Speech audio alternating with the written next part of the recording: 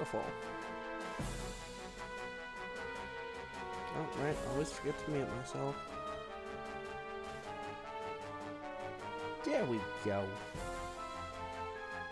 Hey, Tony. Welcome, welcome.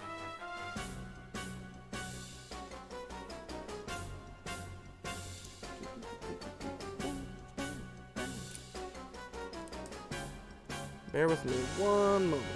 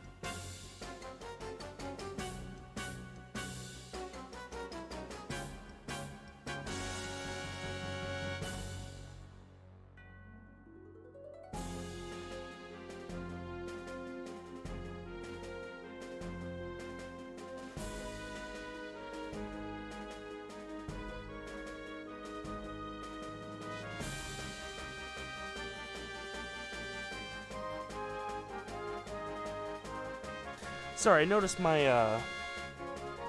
hadn't done my, check my blood sugar yet, and I noticed I'm getting a little low, so I'm just gonna eat a rice cake really quick. Don't mind me, we'll be right back.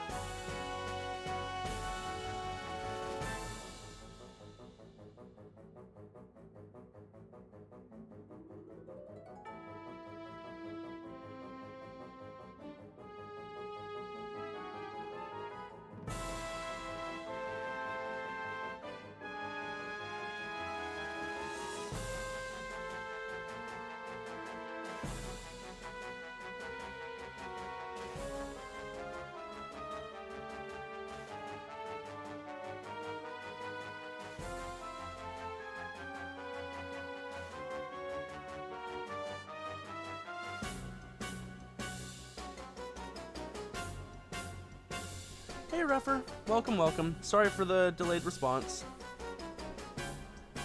I was eating a rice cake to boost my blood sugar. 2 of them, actually. Just putting that away now. Also, hi, Ned. Hello, hi. Got a tears ad, and the narrator was incredibly flat-toned. Did I miss anything? Not yet. I'm just dealing with blood sugar shenanigans. Also, my finger hurts now. Tony says, spoiler for Tears of the Kingdom. Zelda's the princess, not the main character. Gasp! You fiend! What did I say? Sorry, Ton, but you must now ban yourself. Dem's the rules.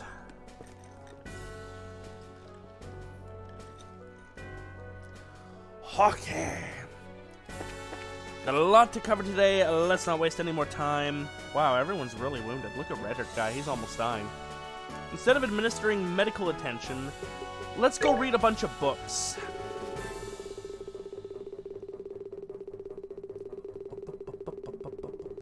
With dramatic music to accompany it. Come on. Where be the books at? There we go. All 14 volumes, all 14. Tony says, I am literally unable to do so on mobile. Alright, well, we'll just consider you phantom banned for the moment. We'll forget to follow up on it later.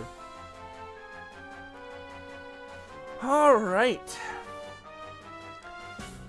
Volume 1 of a mainstream fiction novel published in Liberal. Gambler Jack. No, I imagine you just physically don't have the abilities to do so on mobile, because mobile versions of shit is pretty awful. Can I click your name? I can! I can ban you if I want to. I can time you out. Here.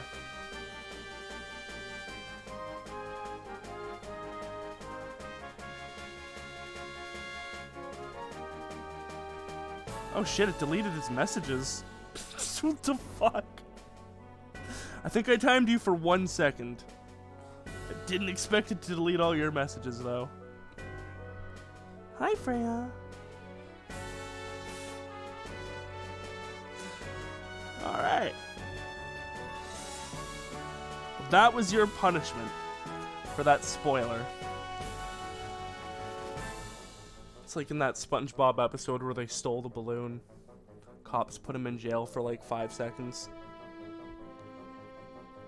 Okay. Gambler Jack. Chapter 1. The Girl. Calvard Republic. There's a city in this country, a place where migrants from the east have recreated their homeland down to the bright lacquered tiles.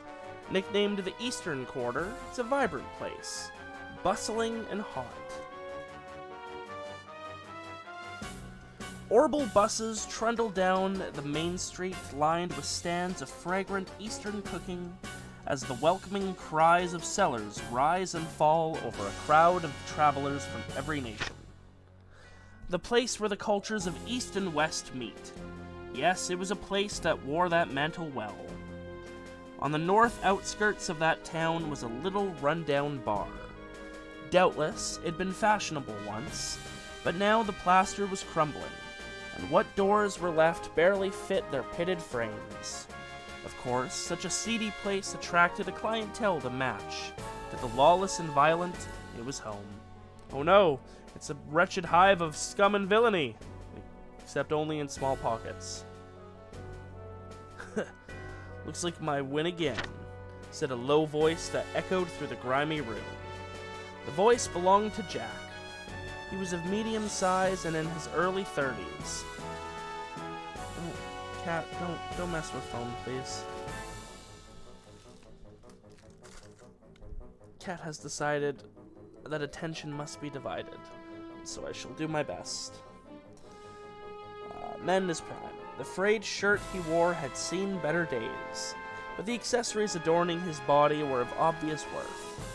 None of them were right for a man like him. Just like the blue glint in his eyes.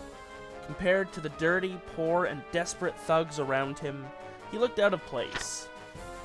Jack was always to be found at that bar, gambling or sharing a round with the dregs of the town. Yeah, that kind of rhymed.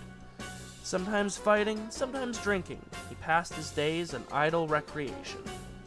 As usual, today found him hunched at the bar. He'd been deep in his cup since early noon. It was the same as always. Another day, just like any other, was stretching out before him. And into that familiar scene cut the shriek of the door opening.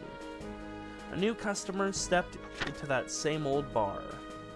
But who is this new arrival? It was a girl, unlike any other he had seen before. Chapter 2, The Offer. The girl strode into the bar and closed the door without turning a rage. An inch, I guess? There was no hesitation in her manner. It seemed her arrival was no accident. Her face was determined, but her confident entrance couldn't erase the lingering innocence of youth there. Even the best liar wouldn't try and claim she was more than 18.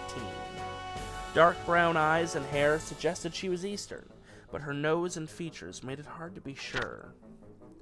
The girl slowly walked forward.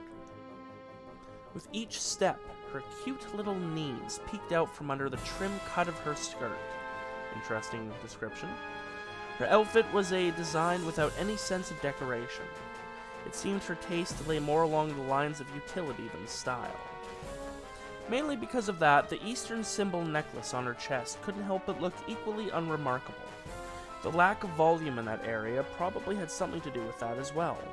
It seemed like it'd still be some time before she... Okay, just describing this potentially underage girl's bosom. Gotcha. Freya, please stop playing with my insulin. It's kind of important.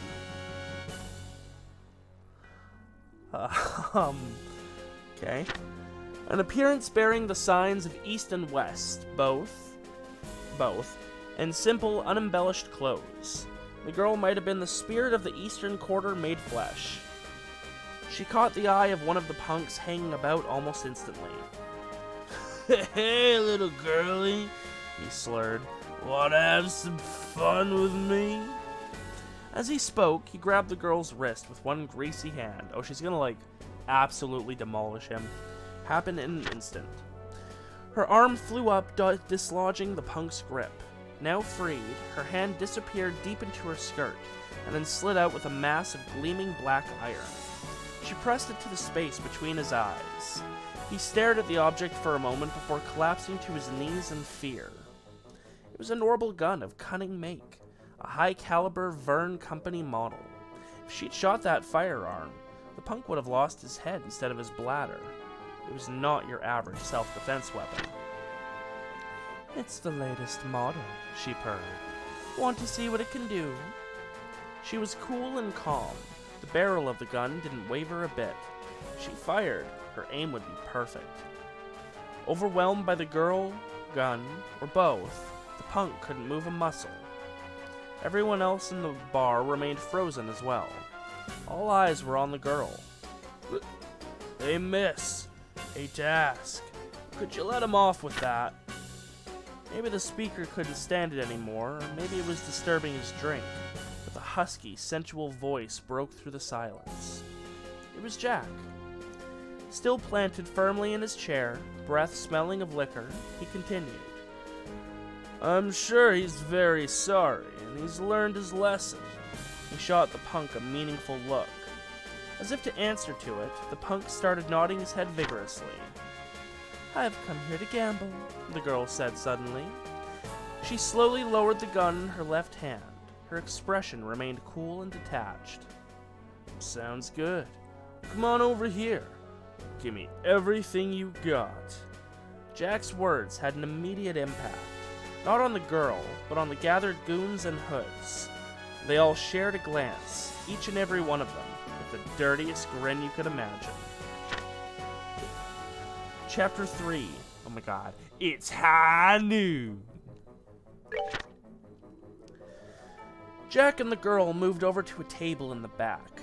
Unlike the other, pitted and sticky furniture, this table was smooth and polished to a shine, and seemed meant for gambling. Without a word, both took their seats. Jack sat against the wall, and the girl faced him straight on.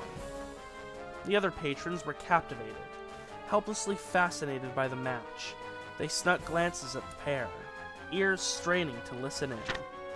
The bar filled with fidgety silence. The girl's game of choice was poker, heck yeah. Jack accepted wordlessly.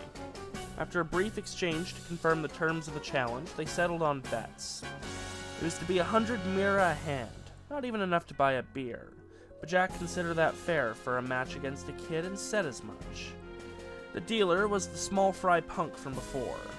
Jack gave him a quick eye signal. First hand. Both discarded just one card. Jack called and the girl stood. Jack had 2 pairs, the girl had just 1. Jack was the winner. Sorry, little missy, he drawled. He raised his glass to her and downed the amber liquid in a single decisive gulp. Second hand. Both discarded just 1 card. Perhaps trying to look confident, Jack let out a clear big sigh. The girl called and Jack stood. The girl had 2 pairs and Jack had the same, but the cards told the tale. The girl's hand had the high card. It was the girl's win. What? Jack exclaimed. His hand that had been toying with the glass froze. Immediately, he glanced over to the punk who was dealing, the other man avoiding his gaze. Aw, Jack, are you a cheater? Something wrong? The girl asked. Her words were even and her face betrayed nothing. No, forget it, he said. She swapped out some cards. The game suddenly took up a new angle. The look on Jack's face changed instantly. Lightly clearing his throat, Jack put the glass back on the table with his left hand. Then, once more, he cleared his throat. The dealer, recognizing the signal, picked up the cards again. It was their code for deal normally next round. Third hand. As expected, each discarded just 1 card. Jack called and the girl stood. Jack's hand was a full house. How about that? He crowed. With a flourish, Jack laid his cards on the table. The bar patrons snickered into their cups. The girl set down her own cards without a word. 4 sevens. It was the girl's win. The bar once again returned to silence. Ooh, she can cheat better than him cheating. In Old West terms, this is a good thing. The daughter. Ultimately, it was the girl's win. The silence in the bar was punctuated only by the sounds of a raucous argument out on the street. Holding back the laughter bubbling up, Jack asked the girl a question. Hey, Missy, where did you learn to be this good? The girl made no reply. Instead, she took the cards into her hands and began shuffling. They flew back and forth with exquisite grace between her long fingers. She dealt 5 to Jack, then 5 to herself. Show them. Jack turned over the cards. Jack's hand was 4 jacks. The girl's hand held 4 kings. That's... Jack was rendered speechless when he saw the cards. Jack doesn't beat king. At the word king, murmurs rippled through the bar. King. It was the handle of a legendary gambler, said to be the best in the Republic until his death. The card technique the girl had shown was one of the ones the king had been so... I feel like there's a line missing there. It's one of the ones the king had been so famous for? Jack doesn't beat king, she said. Felt like teasing Jack. Yeah, it feels like there's something missing there. Just who are you? Jack asked the girl. The girl gave him a long, cold look before speaking. You probably don't know me, but I know you very well, she said. Hello, Victory Jack. My name is Hal. I'm the daughter of King, who you killed. Your King's daughter? Jack had never met King's daughter. Not in person, no. But nonetheless, he did have memories of her. King had been a doting father that had drilled holes in Jack's ear with endless stories about her. I see. So, King's daughter has come to kill me, huh? The atmosphere in the bar was suddenly charged. Alright then, kill me. The words casually leapt from Jack's mouth. It was a line no one in the bar would have ever expected. He tapped his chest. The heart's here. Make sure you aim well. The girl, I'm assuming Hallie, quietly drew her orbital gun. Her aim, of course, was Jack's heart. Dun dun dun!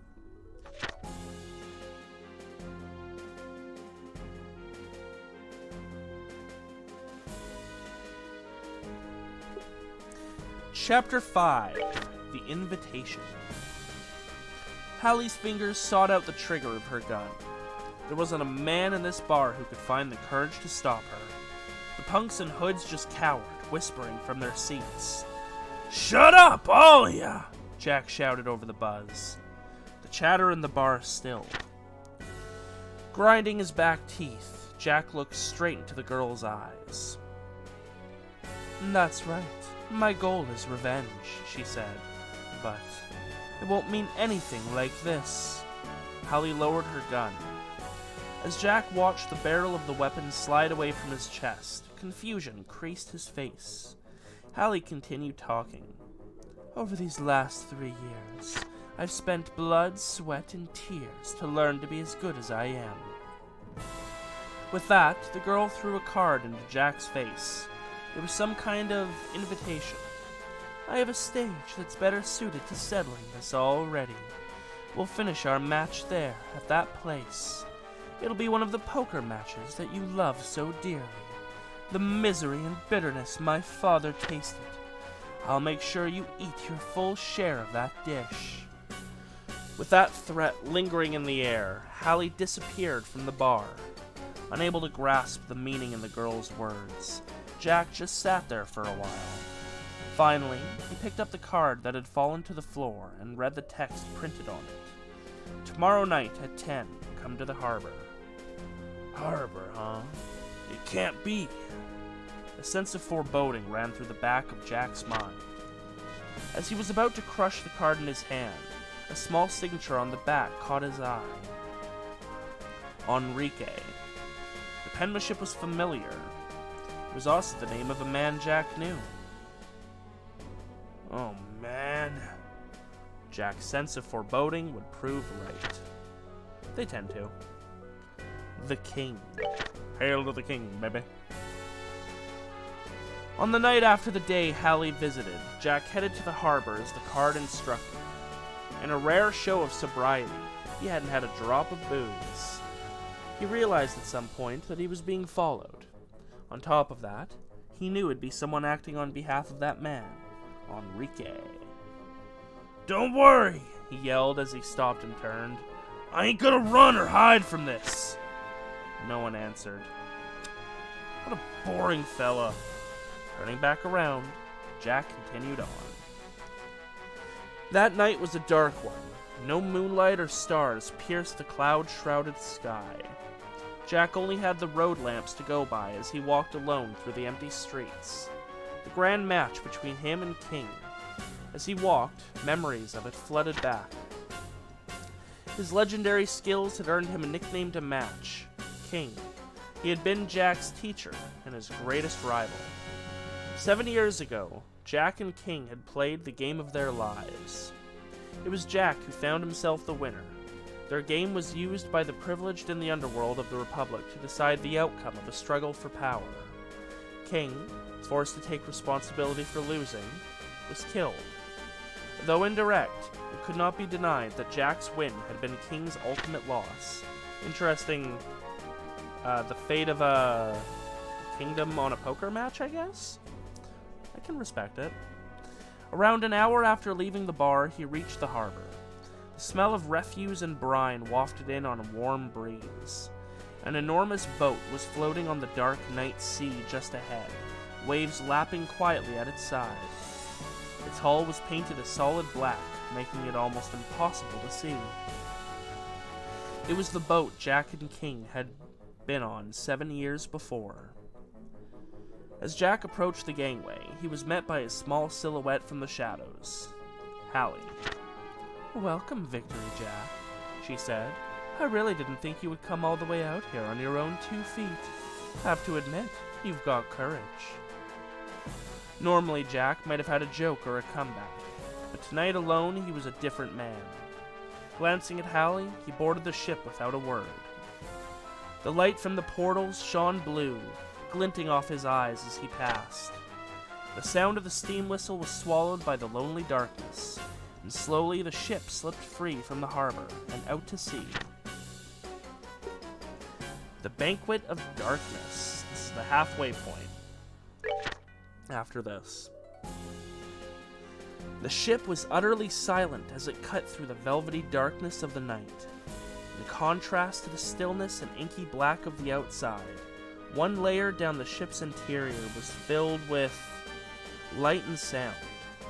Furnishings from every part of the continent adorned the walls, and a band of musicians played a cheery song. The orbal glow of a chandelier imported from Liberl shone down on every form of human desire. In the hall built into the center of the ship, guests laughed and chatted. They appeared to be the finest of ladies and gentlemen, but each and every one were a part of the seedy Republican underworld. They were the type of folk that spoke of murder as easily as one would dinner or a fine wine. Their faces hadn't changed much in 7 years. In the furthest depths of the hall, there was discreet seating for the highest ranked of the lot. And just like 7 years ago, there was a certain group of men there. One old man was flanked by several bodyguards. His name was Chief Minister Shamrock. Really? Okay. He was the host of the party aboard the ship. A long white beard trailed down his chest. It was his symbol, and also the symbol of power. Though he retired several years before, he continued to serve in an advisory role to many organizations.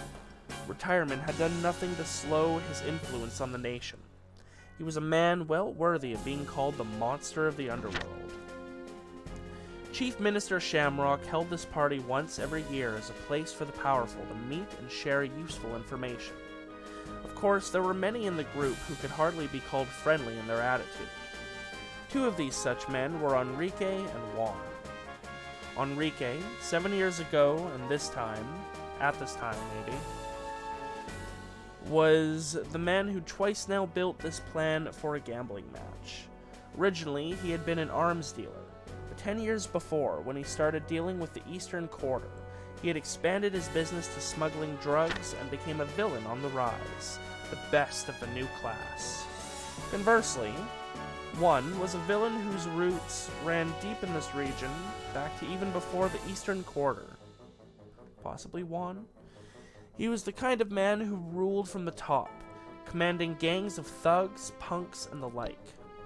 Over the last 10 years in the Eastern Quarter, Enrique and Juan had been in the middle of a territory dispute.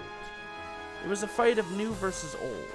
Neither side had yielded a rage, and every drop of blood was washed away with more blood in their fights. It was at the height of that situation 7 years ago that Enrique had suggested a duel with gambling as a theme. A one-on-one, full cheating match between the best of gamblers. On that match, they would both wager their territory in the Eastern Quarter. He brought the suggestion to Juan as a way to reduce the amount of profitless bloodshed at least a bit. At first, Juan had been against it, but the endless fighting was taking a toll on his own organization. Even so, Juan was an old-fashioned man, not the type to easily jump to new ideas. Enrique next brought the idea to Chief Minister Shamrock, and the advisor to the underworld permitted the match. As the Chief Minister, Shamrock was also advisor to Juan's group. With him having granted permission, one could hardly refuse the match. Cool? Hallie.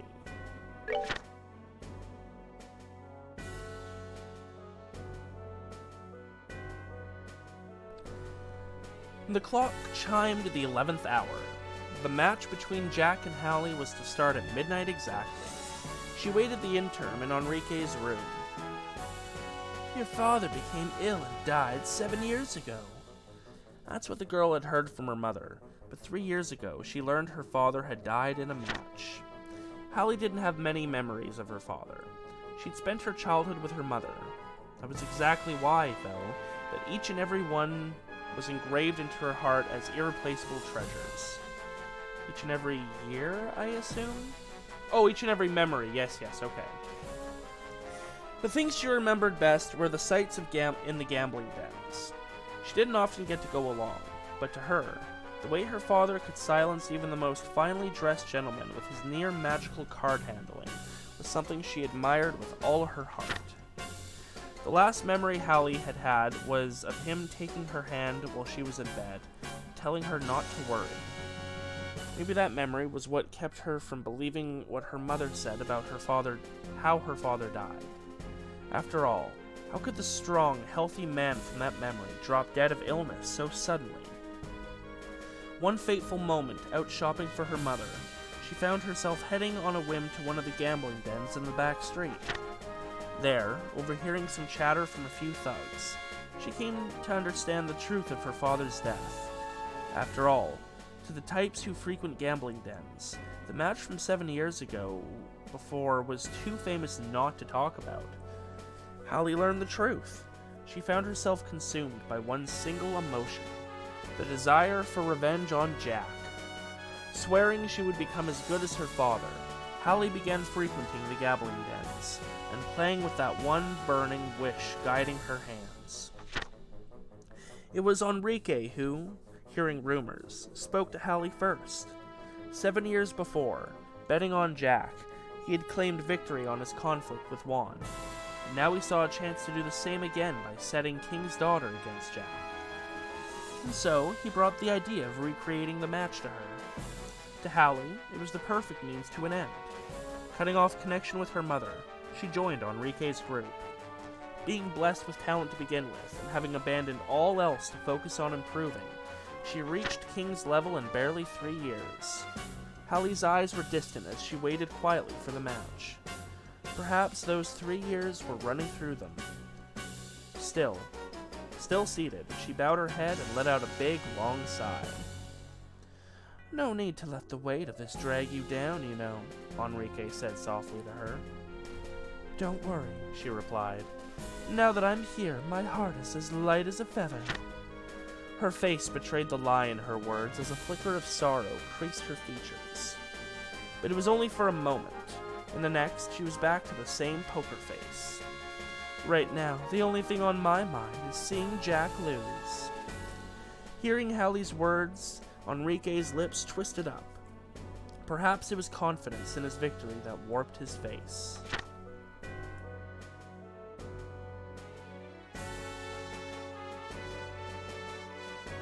So he bet on Jack before and won. This time he's betting against Jack. Unless he's setting her up to fail?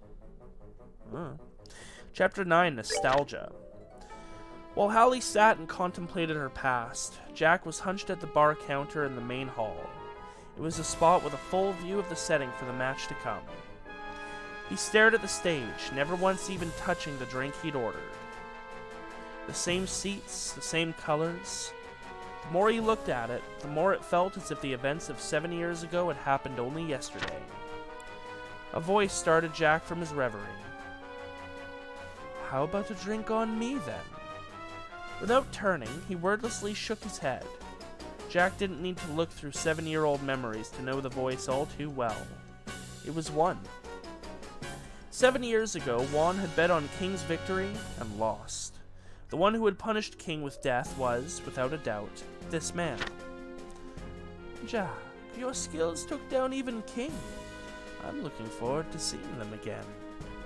And with that, Juan disappeared. Jack taking down King. Jack's lips twisted into a bitter smile. The clock ticked steadily away. It was 11:50. The match would begin in 10 minutes. The guests had begun to gather in the hall. Every one of them seemed to have been waiting eagerly for this night. Many had money riding on the outcome. Compared to Enrique or Juan's contest, though, they barely had anything to lose.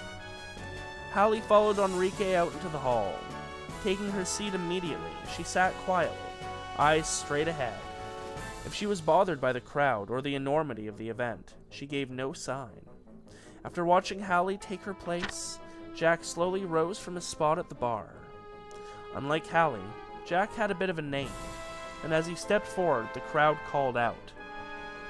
It brought back more memories of himself from 7 years ago, excited by the crowd and elated by the game. Jack and Hallie were both seated now. The card table in the center of the hall lay between them. The two faced each other, and yet their gazes never met, even once. In total silence, time passed. Shortly after the two took their seats, a black-garbed man sat in a chair across from them both. Just like 7 years ago, he was the dealer provided by Chief Minister Shamrock. The dealer pressed a switch between the card table. Slowly, the table area sank into the floor, allowing the guests in the hall a bird's eye view of the duel. It's time to duel! From behind their respective backed players, Juan's group and Enrique's group cast intense gazes at the gamblers' hands. Further back, behind it all, and watching over everything, was Chief Minister Shamrock. Now then, ladies and gentlemen, tonight we have a revenge match, Enrique yelled, unable to contain his excitement. It had been 7 years since they had had such a high-stakes game. The crowd answered Enrique's introduction with a roar of approval. Oh, that was it. Chapter 10, The Match. Separated by the small card table, the two faced off. Each player had a mountain of chips to wager. Once someone's pile was reduced to nothing, the match would be over. That is how poker works, yes. The clock struck midnight. In the silence following the chime, the grand match between Jack and Hallie began. At first, the match was totally even. For every hand Jack won, Hallie won another. Whenever Hallie won a hand, Jack had the next. Neither gave a rage. The ones most surprised by this close contest were Juan and his crew. Everyone who had bet on Jack started to jeer and hoot. During the match, time and again, Hallie spoke to Jack. Using conversation to distract your opponent was all part of the game, but Hallie's persistence went beyond just tactics. However, Jack never said a single word back to her. 30 minutes passed. Breaking the silence, Jack suddenly spoke. Once upon a time, there was a man. In a voice so soft the crowd could barely hear, he continued. This man had something he admired. He wanted to become the thing he admired, and he wanted to win against the object of his admiration. And through it all, he was drawn closer to that which he admired. Both laid down their hands. Jack had one pair, Hallie had two. Chips moved from Jack's mountain to Hallie's. What is it, Jack? This all part of your plan? Hallie would occasionally add a sarcastic remark, but Jack just kept on telling the story. The man stole some tricks from that which he admired, and practiced his own skills as best as he could. In the end, his efforts eventually made him strong enough that people called him Victory. At some point, there was someone who took notice of that reputation. He thought, why not pit the best against each other? There's no show that could be better. Enrique's ears twitched. Something in what Jack was saying bothered him. The man gladly accepted the offer for the show. It was the match of a lifetime with that, which he admired most after all. The man's heart danced with excitement. Back then, that man was a young fool who didn't see the world around him for what it was. Certainly, he'd never have thought about what it would really mean to lose that match. Hallie listened, but made no reply. At some point, she had started to pay attention to Jack's story. The audience was just the same. Everyone in the hall strained to hear the tale tumbling softly from Jack's lips. The two played their cards. Jack had no pair, Hallie had a full house. Chips moved from Jack's mountain to Hallie's. The decisive moment.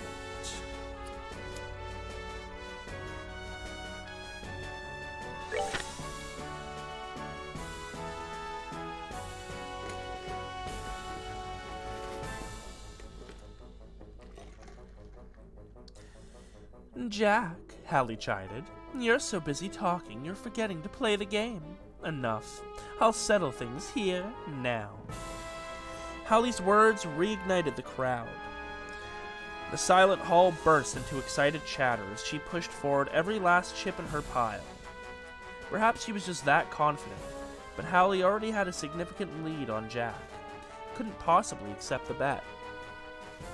So if she's going all in and she's got more chips than him, that means even if he goes all in and wins, the match isn't over. It'll just mean that he has most of the chips. Could he? To match my bet, since you seem a little short, how about you wager your life? Oh, I see. Hallie reached under the table and unholstered her orbital gun. She set it and a bullet on the table by her chips. If I win, say goodbye to life here and now. Jack leaned back in his chair and whistled. Now how can I accept such a stupid bet? But Jack's words betrayed the expectations of the audience. Expectations he didn't mean to follow. Alright. That bet. I'll call it. One way or another, when I lose, I'm dead. Again, the audience exploded in excitement. Enrique looked overjoyed. One sat quietly without comment. Neither side changed out a single card. Both hid their cards. So what happened to the man? Hallie asked, seemingly smug with victory. Or possibly, she was just asking to hear Jack's final words.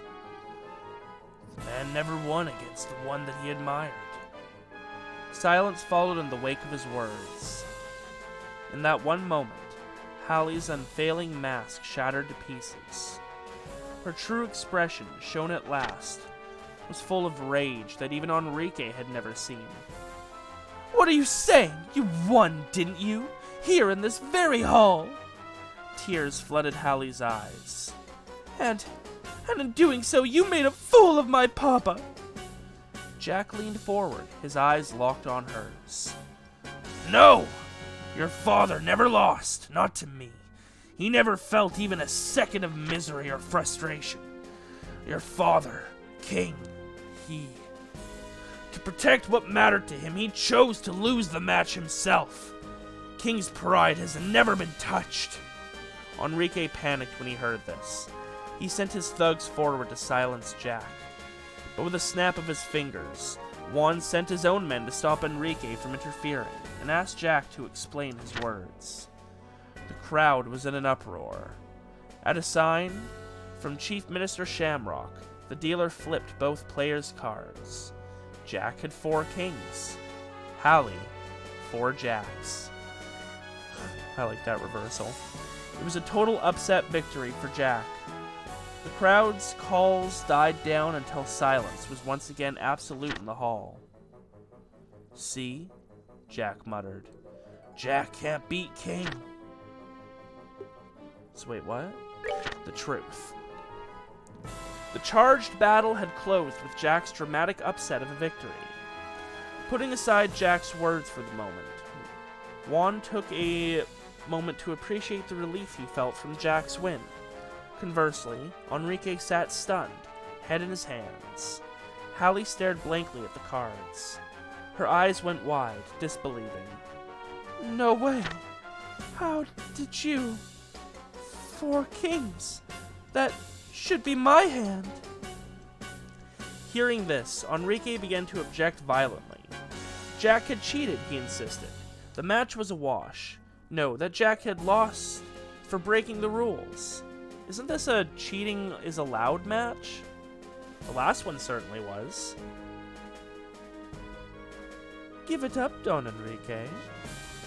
If you think so, then how about you show us, huh? Show us exactly what it is Jack did. Juan stood resolutely, arms crossed. Cheating's fine as long as you're not caught, he recited. It was a core rule of the match, and Enrique knew it. There was nothing he could say back that could lay bare the trick. He started to pick over every single thing Jack had done. Impossible. Jack denied it all with a single word. This is a technique that King used 7 years ago. I didn't know it at the time, so there's no way Mr. Enrique could. Jack's gaze moved to Hallie. To make me win, and to keep you safe, Hallie. Enrique used this very trick. Truly a trick worthy of a king. Head bowed, he continued. I never understood. If he had had a great trick like this up his sleeve, then what on earth would make King do something dumb like throw away a match? I hated King for that, you know. Hell, I've spent these last 7 years consoling myself by drowning in booze. Jack looked up, eyes bright. But yesterday, I finally understood. That invitation of yours, Hallie. The moment I saw Mr. Enrique's name on it, everything connected in my head. It was that day 7 years ago, right around there, Hallie. Here, King's daughter was in bed, struck with an unknown disease. Jack's words had Hallie like a fish on a hook. So what if I was? That isn't any kind of answer at all. Jack continued on, ignoring her. And around 7 years ago, around then, I'd heard a certain rumor about Mr. Enrique. Word was, he'd gotten his hands on some kind of special poison. It was something like that, anyway. Perhaps some other people had heard this rumor too. Oh, for a wave of whispers ran through the crowd. Enrique just stared at the ground, biting his lip. Hallie, suffering from an unknown disease. The rumors around Mr. Enrique at the time. And lastly, King and the way he chose to lose to me on purpose. The only thing that links these three together is one simple truth. One leapt to his feet, fury writ all over his features. He began screaming at Enrique. You! 7 years ago, you poisoned this girl, and then you threatened King with it. Dun dun dun. The sense. You put your poison into this girl and then threatened King, didn't you? Every word from one's mouth made Hallie stiffen like she had been punched. Shocked voices rippled through the audience.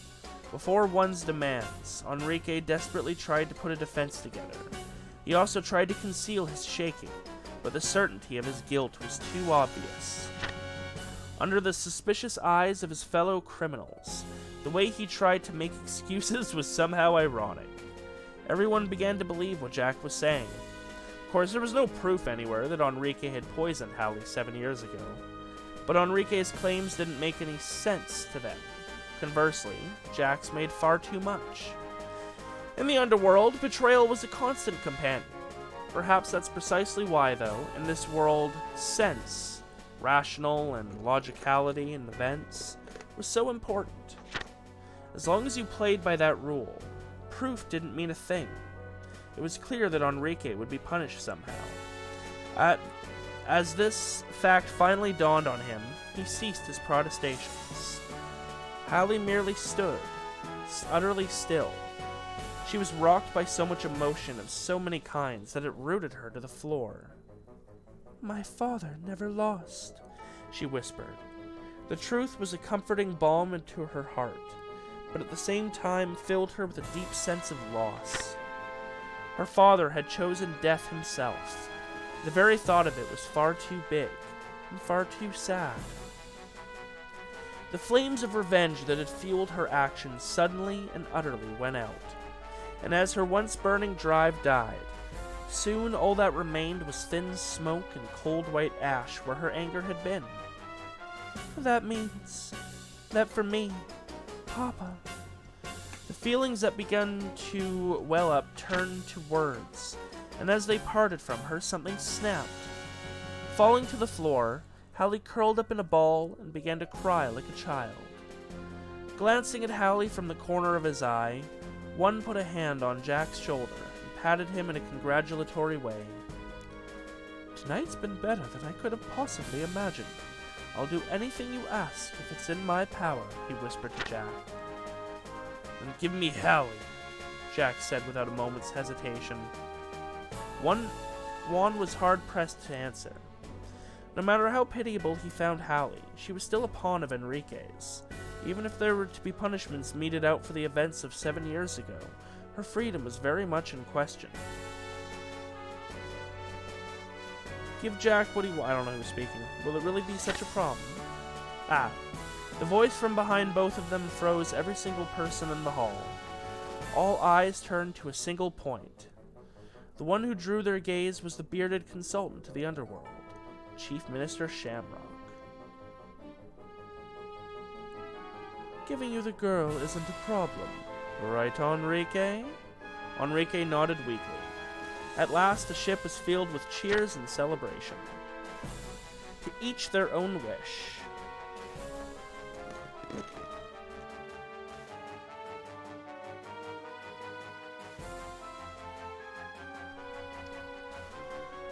Final chapter. Hey, achievement, Ramblin' Gambler.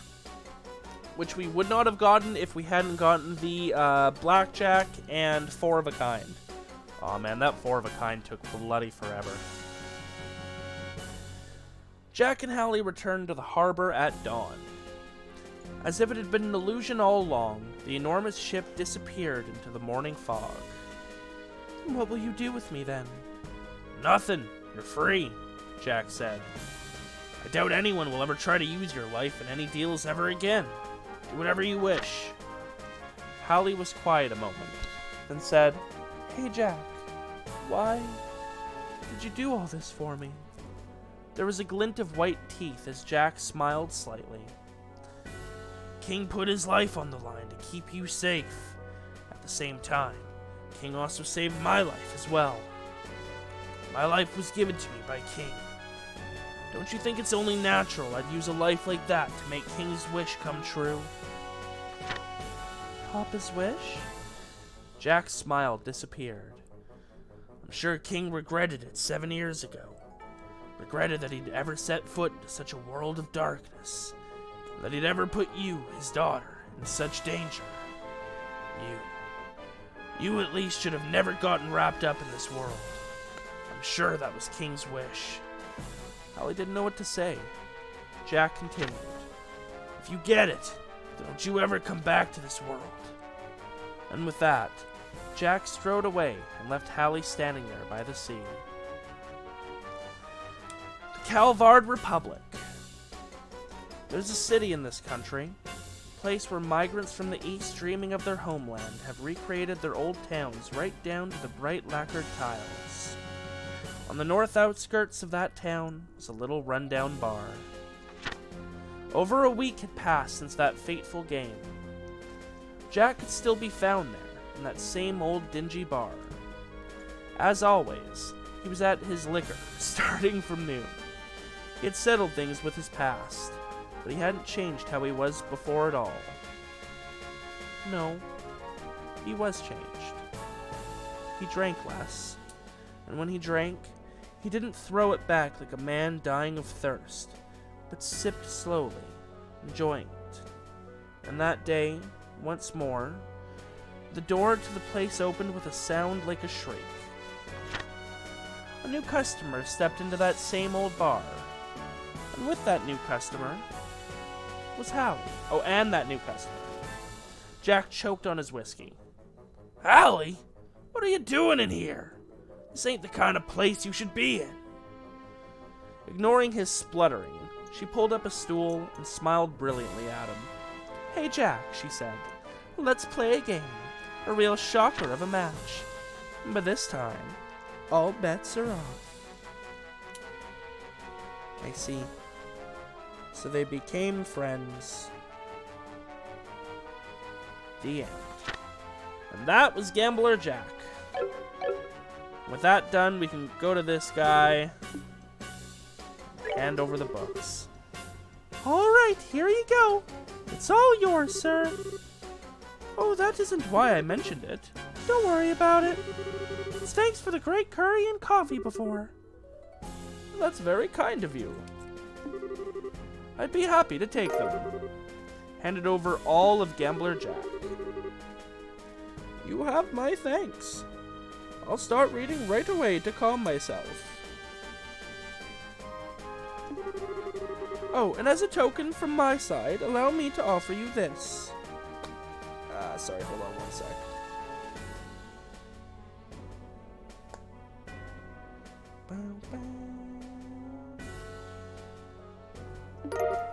It's hard to multitask.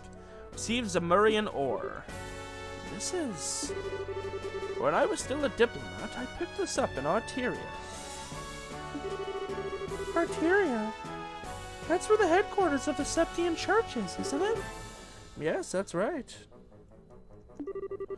In the distant past, back during the Zemurian era, things were made with this metal, apparently.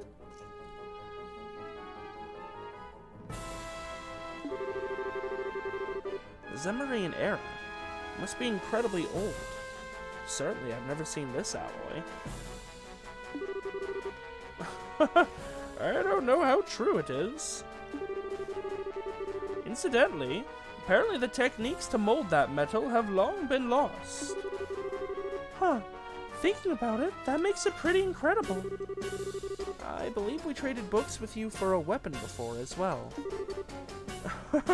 I remember.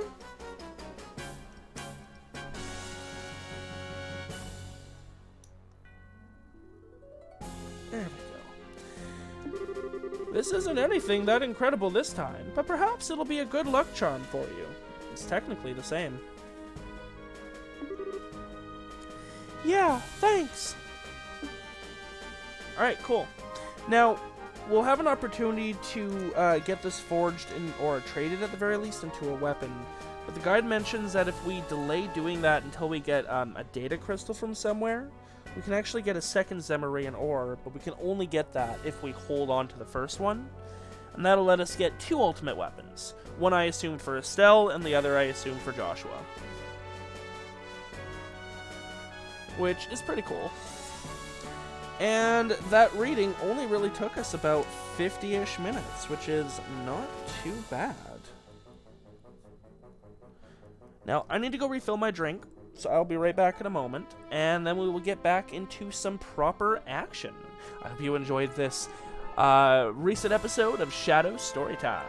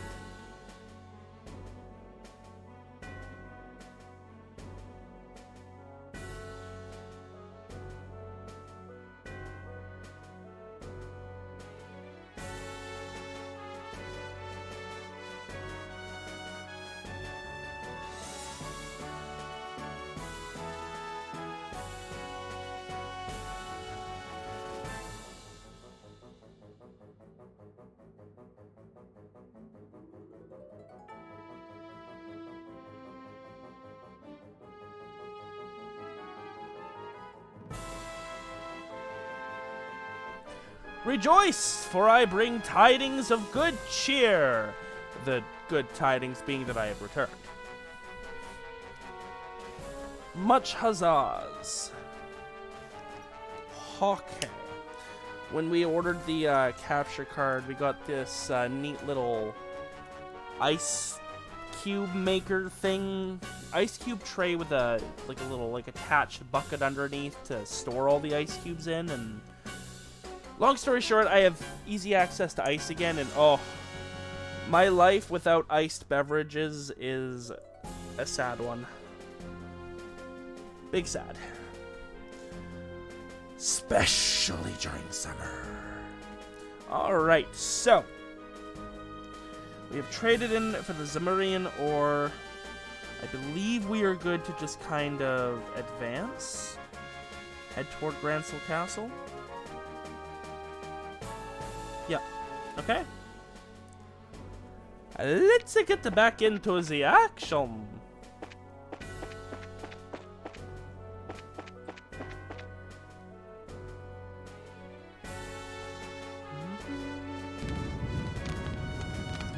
Save. And just head north. Okay, buddy? I can spare it. Okay. I should heal first. I forgot about that. Just kind of flash down to Mr. Dying Pants over there. Is there anything left on the board? No. Okay, good. Is there a rest? Are we taking turns napping in the corner? No. Shoot. All right. I guess I'm gonna have to use resources then.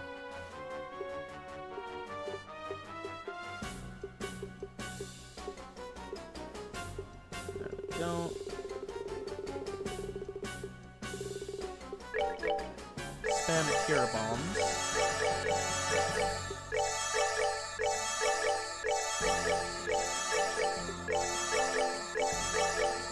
And I believe Estelle is the only person who can use arts right now. Joshua might be able to, but I think we lost his ZFG.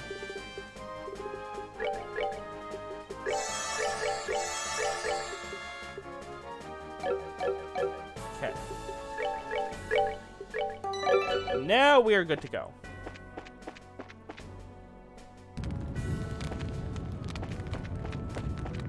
All right, sorry guys, don't mind us. We're just gonna go. Oh, hi. Oh, right, might be. Okay, who has haze? Cloak. Yeah, none of that. What did we take off of him for that?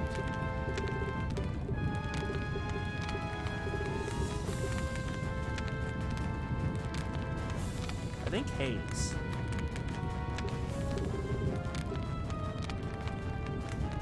Oh no, he had our Heaven's Eye, didn't he? He did. Okay.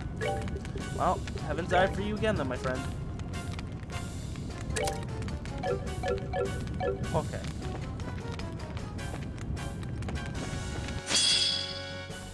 All enemies must perish. This is the ancient law. Alright, what are we dealing with? Shooty guys, 1100. Those guys explode? Yes. 8600.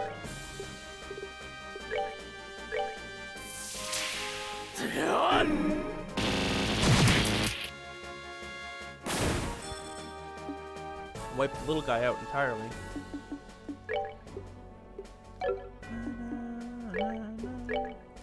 Alright, fine.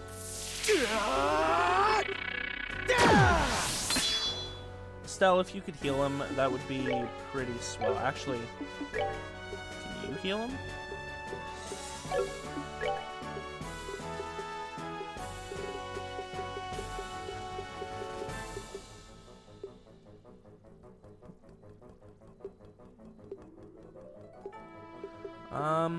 without using some pretty important resources.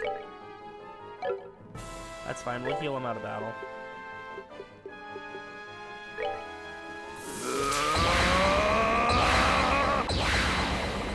It's important to always have your battle monks go Super Saiyan.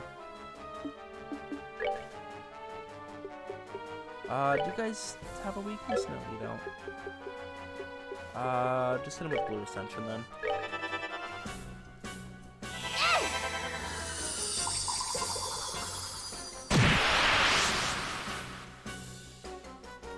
Bow, bow, bow.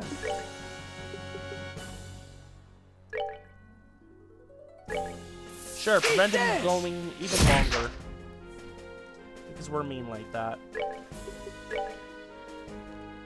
Really? Alright, get a little bit closer. Just a little bit. I'm warning you, Zin. Gonna explode in your face, man. You don't want that happening. Stay back.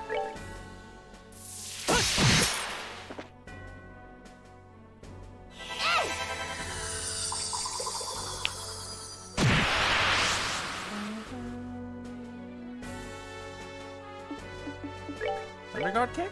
Thunder God kick. There you go. Do the thing. There you go. Any closer and you would have felt that, Zen, my dude. Shouldn't have done that. How's everyone looking for levels? Estelle's about 1,200 away. Joshua about 1,000. Red-haired guy is only about 300. Okay. Oh yeah, but he's only 78.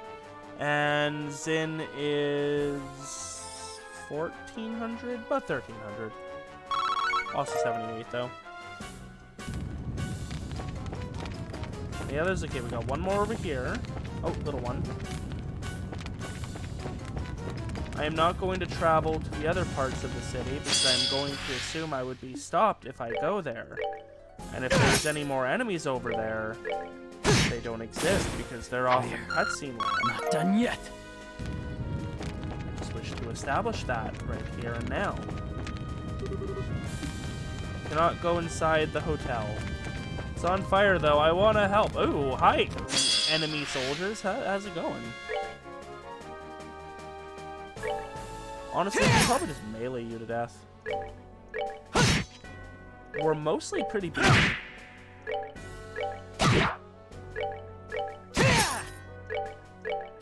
didn't even need to delay you at all.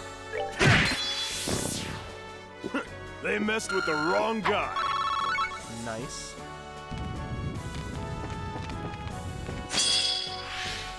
That was not preemptive.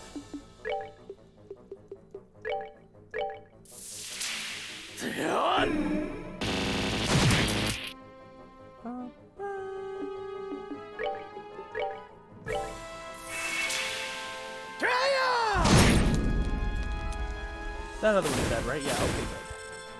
Care for a rematch? Can I even? Yeah, okay, good. I cannot go to the other side.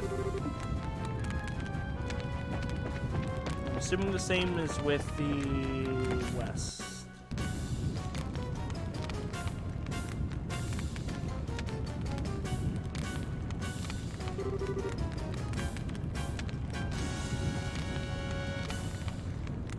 Aw, the gates are closed. Given the age of this entrance, I would imagine it can't be opened manually. That would prove difficult, however. Yes, it'll take quite a bit of pushing. Ooh, it's time to call in Potter Mater, isn't it? Hey now, you call that thing in, you won't leave anything for the rest of us to do. You all just leave this to me. I'll leave it to you. Just watch.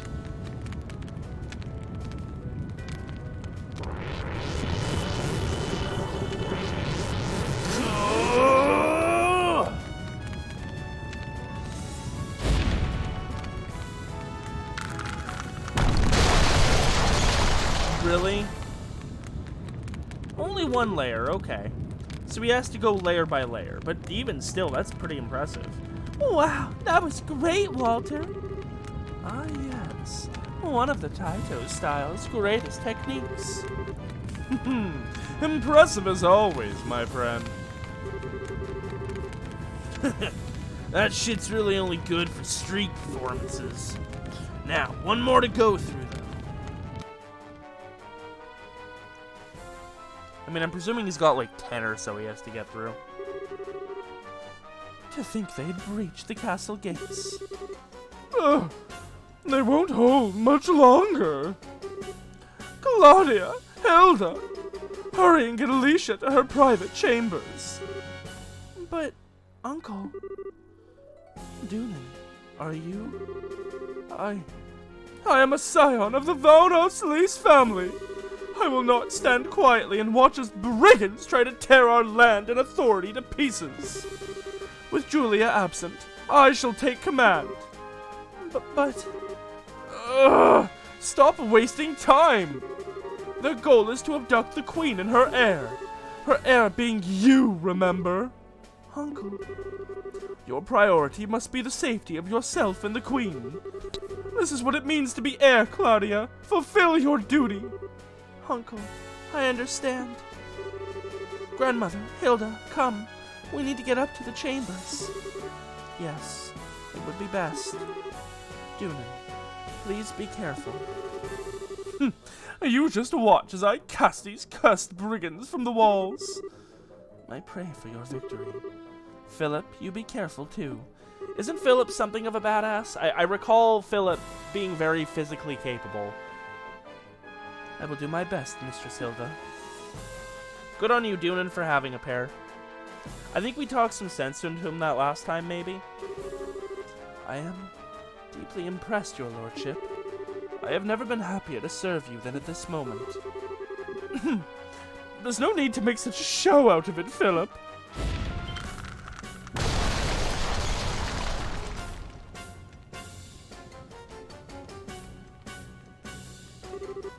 Ah, here they are.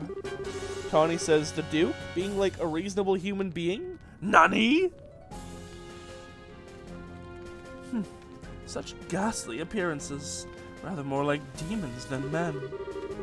Your lordship, should I fall, do not hesitate to flee. What? But... Philip, let's see you be a badass! Sir Philip! Oh, it's the old man with the closed eyes.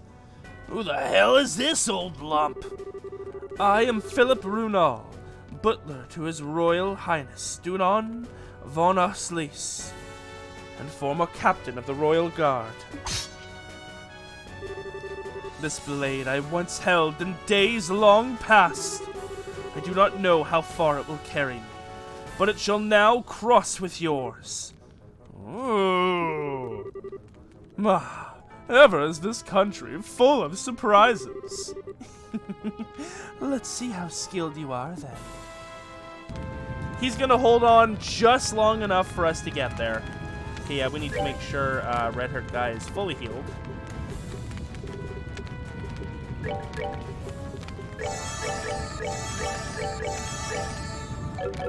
Enough.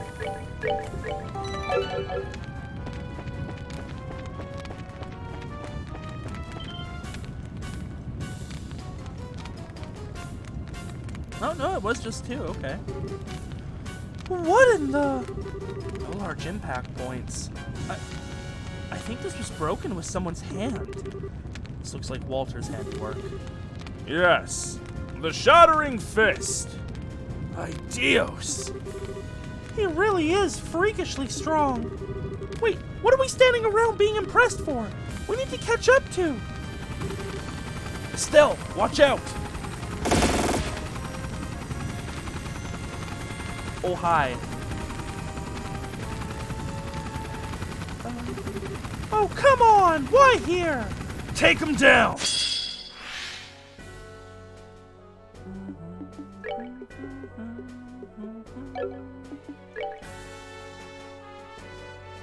Wait, really?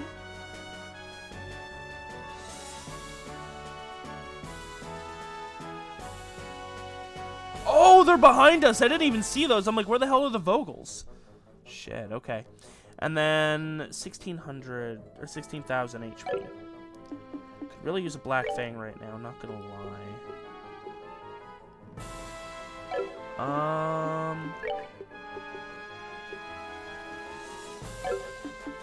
I guess just get to work meleeing these guys. 2 of you should be able to take out 1.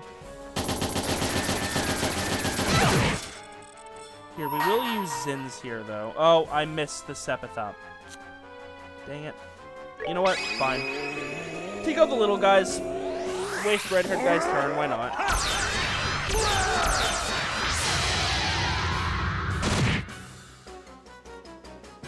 At least now it's just the big ones we have to focus on. Oh, I don't like the looks of that. No weaknesses. Will self-destruct. Of course they will. Can't risk that technology falling into people's hands. Can only hit 2 of them if it makes sense. Yeah, I want you saving your EP for the moment, or your CP for the moment. Why don't you just move? You know what? Sure.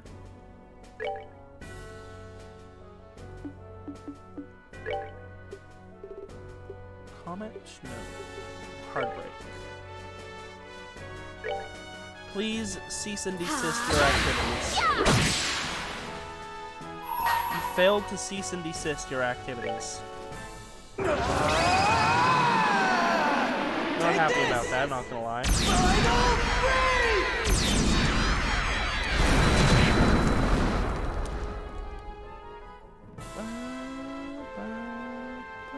Oh, okay, you're gonna call more of those. Man, I wish we got that, Sepith. Alright, well, you should be in line for... Oh, really? Fine.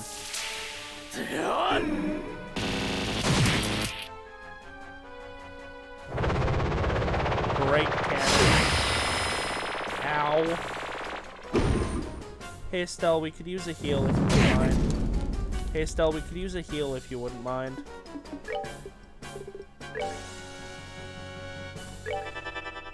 Thanks, Estelle.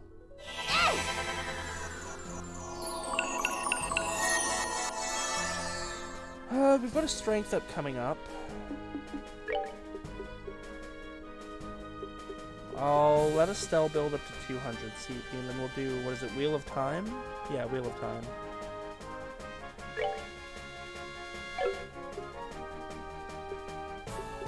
I guess we could do some chains. Sure. I don't think we're going to be able to let Estelle charge up to 200, but that's okay. Okay, do... Who's initiating? Oh, okay. So I'm going to do Estelle, then Zin, then Joshua.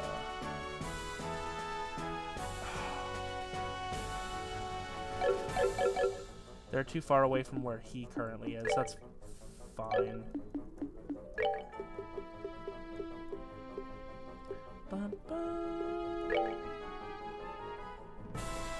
Ooh, sure, do that.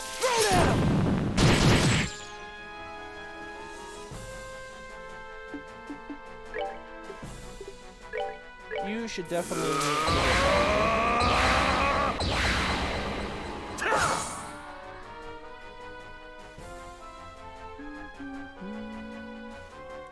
More. Joshua's gonna have a black thing very soon. Ow.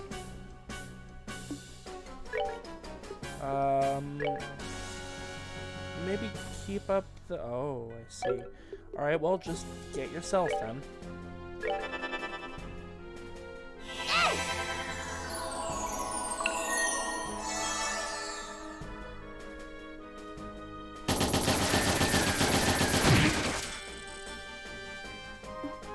Almost there, 2 more. But that's fine. Maybe we'll do...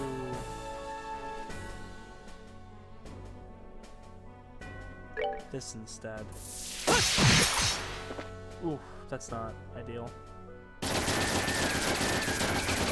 Stell's almost at 200 though, so that's not bad.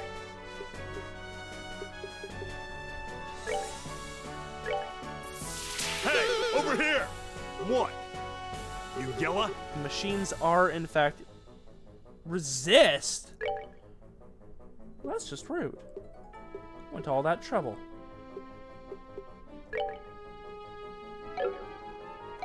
Why? Can you make it to Estelle?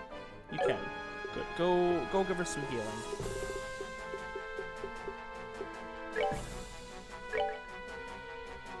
Ha!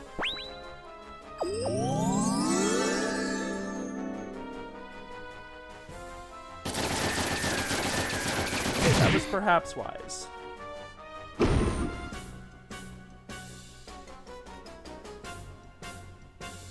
Okay. Down for some relocation. I should probably do that myself.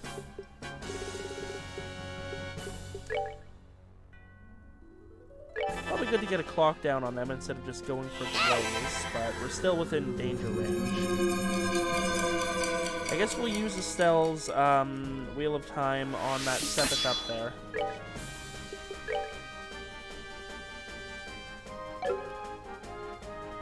Oh, and his Black Fang's there. Could do that.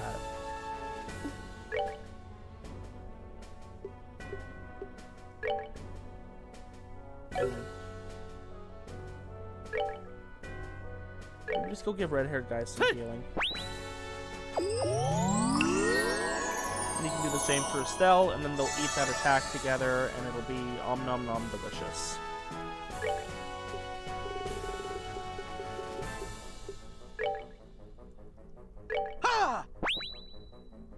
And Estelle just couldn't get to 200. It's very unfortunate. Ugh. How big these things are, it's basically single target. Oh, it literally is single target. Yeah, okay. Just kind of doesn't look like it is. That one's almost got full health. Let's focus on you then. Wanna see what I got?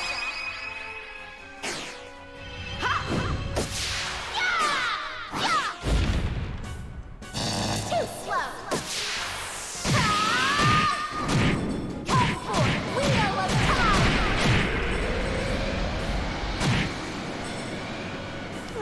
That was okay. Would have been better if it was at 200. Oh!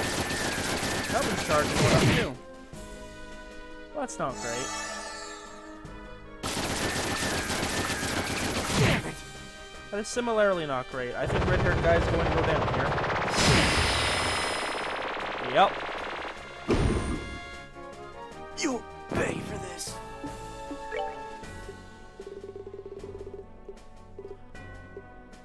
Alright, refresh jelly. Oh, and that puts you into range, which isn't ideal, but it'll have to be a thing that happens.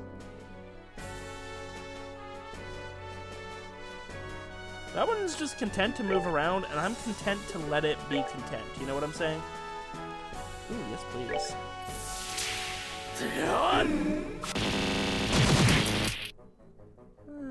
Couldn't be better.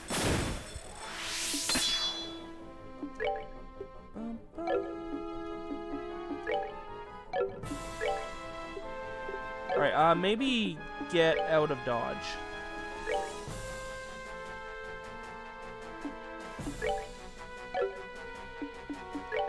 You too, I guess. Stella and Joshua are going to take this, though. Ow! Rude! What the hell's your problem? Oh, Estelle went down for that. Sorry. Again. That's not great. Here, you know what? Go ahead and do a Celestial Bomb. We can buy more of those.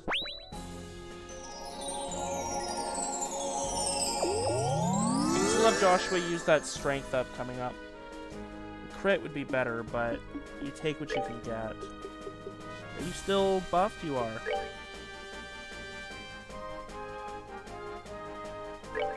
Sure. See what you can do. Estelle's gonna have to give us some proper healing in a moment here.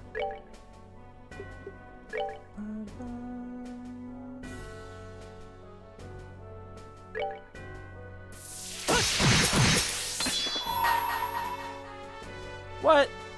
You're I finished. should have totally taken the strength up there.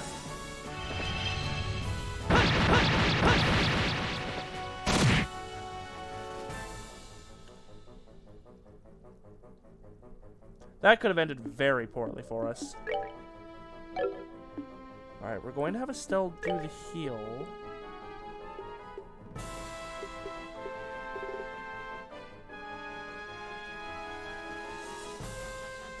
Oh! Sorry, Tawny.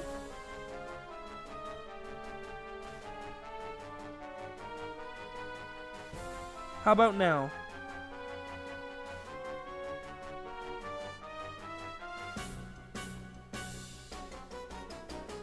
You should be okay.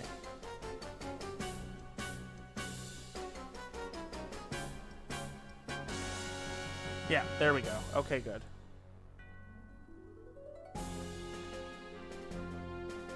I see it on my end, so if you're not seeing it, you might just need to refresh. Yeah, there you go. Whoops.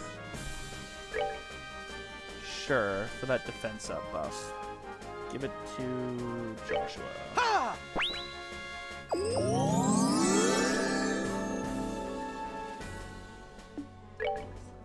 Alright, girl. We need some proper healing.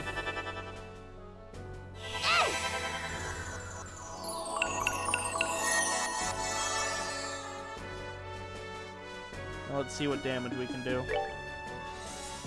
3,000, 7,000, and 12,000.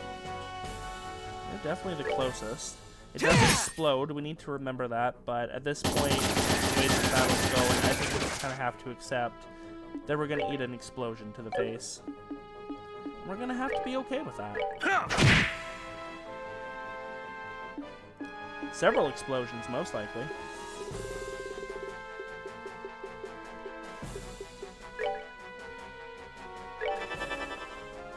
And here it comes.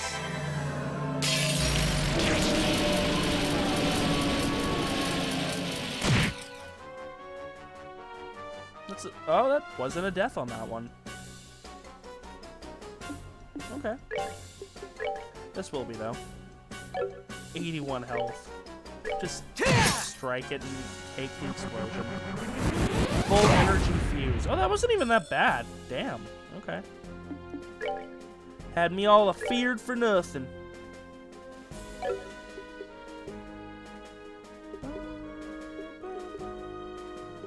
Ooh, you know. Oh, I still can't take part. Damn. Okay. Then just go punch this one. Or get as close to it as you can.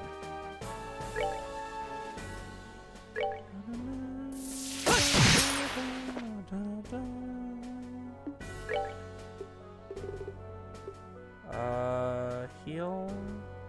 Just a Latira. Oh, the range isn't as good. Who needs it? Red-haired guy and Zin. Ugh. Ugh. Ugh. Fine, just do a Weka Henna. Oh. Okay. Interesting choice. Throw down!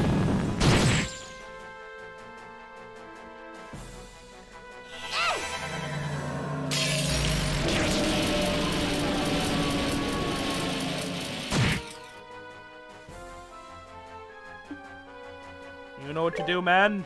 Punch the machine! Oh dear. Joshua's fine.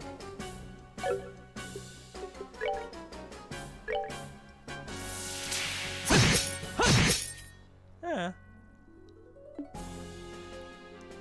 Yeah, you should get out of range, please.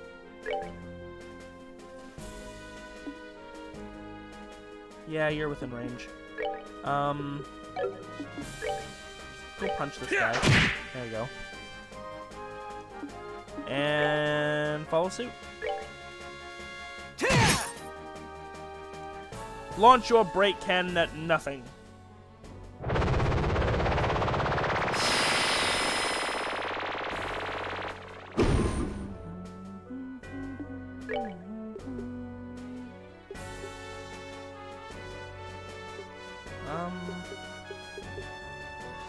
I just keep doing flicker, because at least then we can delay.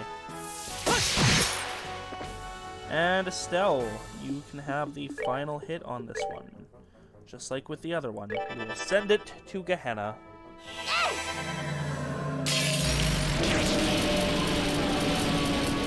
Oh, she's almost out of EP. That's interesting. She has been doing a lot of heavy spell casting.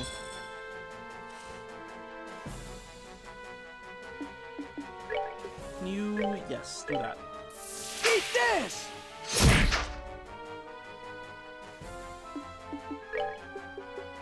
Thunder God kick? Thunder God kick!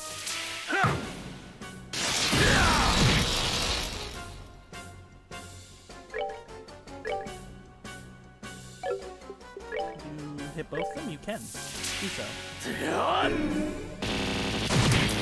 Get out of here, little droid. You weren't welcome in the first place. We're busy. Not enough for a Latirol. Fine. Got it almost dead. Should just be a final explosion that we eat.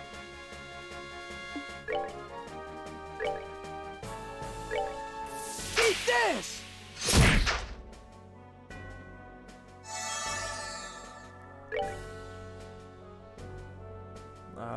Thunder God kick?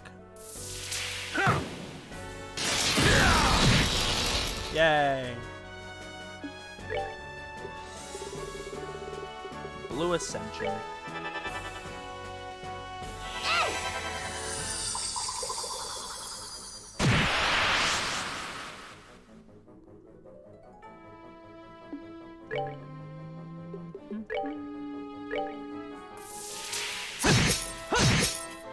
Almost. This next punch should do it.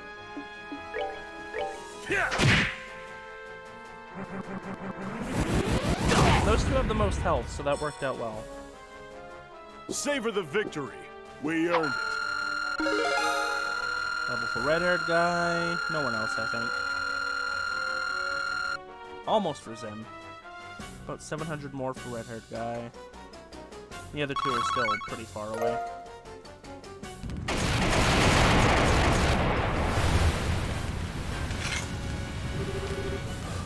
Does this ever end? There's no time. Let's get inside. Oh, cool. Moment to rest and heal up.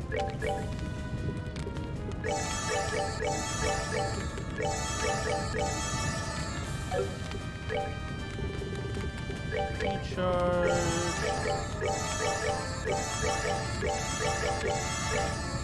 Sure.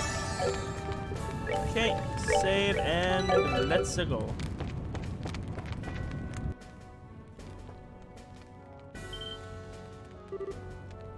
No, no!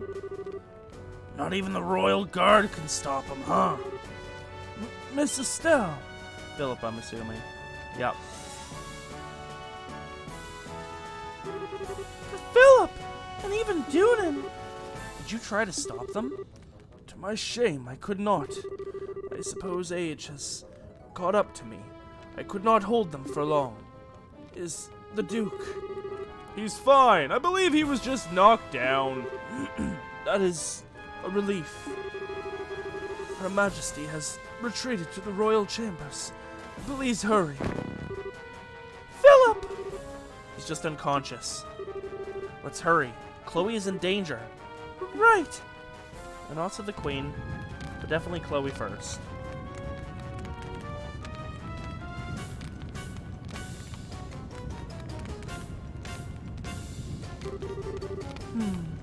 So these are the Queen's chambers.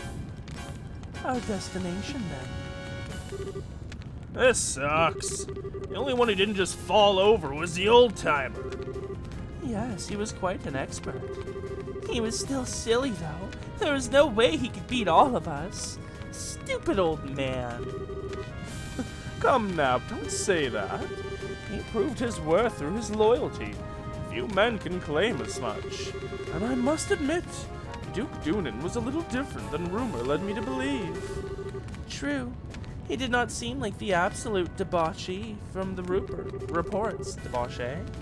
I was still amused by how quickly he passed out, of course. They're here!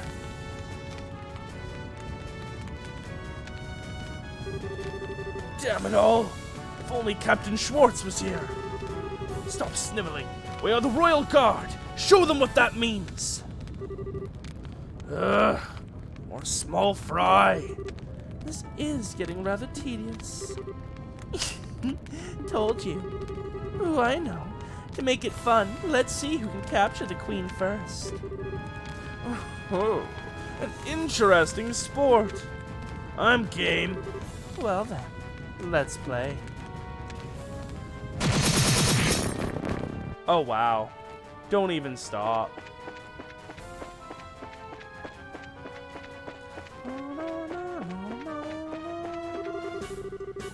Isn't this? Oh no, it's this way, isn't it? Yeah. Nope, not through there. There we go.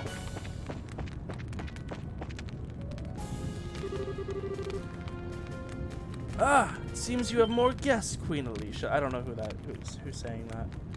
Ah. Chloe! Queen Alicia! Oh, Alicia's absolutely going to die. Estelle, Joshua, everyone, thank you for coming. Damn it! We're too late. You sons of...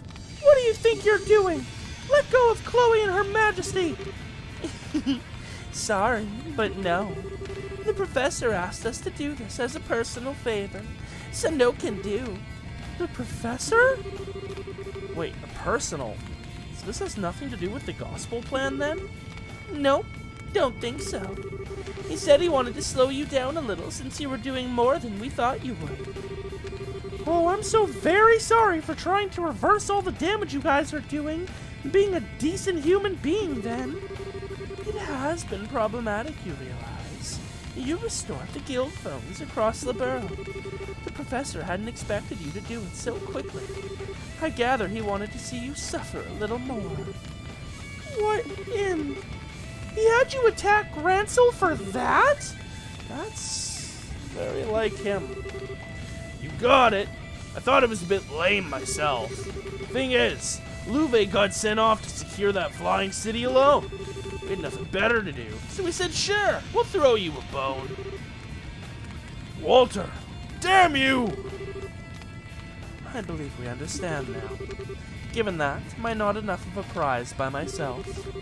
Can I ask you to release Princess Claudia? Grandmother, no! I'm the one who should. It is true that the good professor asked for one or the other. My, what a quandary we have on our hands. Weren't you looking to take the princess anyway? Well, a pet bird in a cage somehow lacks charm. It may also be nice to see her elegance shining even through captivity, but... You! Don't even start! You're really out of your minds if you think we'll let you do that! Huh! Don't make me laugh! Even if we didn't have hostages, are you seriously gonna take on all of us? Yes. I believe I can currently take on all 4 of you at once. All 4 of you were pushovers! I could take you out. Even with only one of us having arts capable, I'd still take your asses out. You watch! Come at me, bros! That's right. I promise to kill you all next we meet. You know what? And this is a good chance. Maybe I should just gut you all right here. Stay calm, Estelle. They're right. There's no way we can fight all of them at once by ourselves. Lies and slander! We need to wait for our chance. But... alas, Joshua, it is fruitless. Perhaps had you been in the shadows, you could have found an opening. But as it stands, out in the open like this, your options are limited. There's little you can do, Black Fang. So it seems. It also seems like I'm not the one who needs to strike that opening. What? Cassius? Yeah, baby! What? Oh, Sid! Oh, shit! It's Sid! I forgot about him. He's a badass. That's right. Hello, everyone. Good work. Your Majesty, Your Highness, forgive my tardiness. Sid! Thank you for coming. Ah, one of the Divine Blade's lieutenants. That wasn't too bad.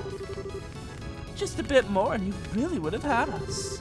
Yes, I'll admit I was surprised. I didn't expect you to be able to turn away such a blow so easily. Alright! This has turned into my kind of party. So you want to play too, huh? I'll pass for the moment. Really, I'm just bait anyway. What?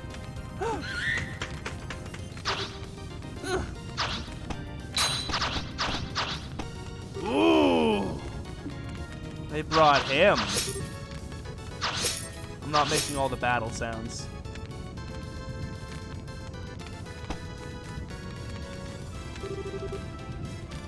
Oh, what?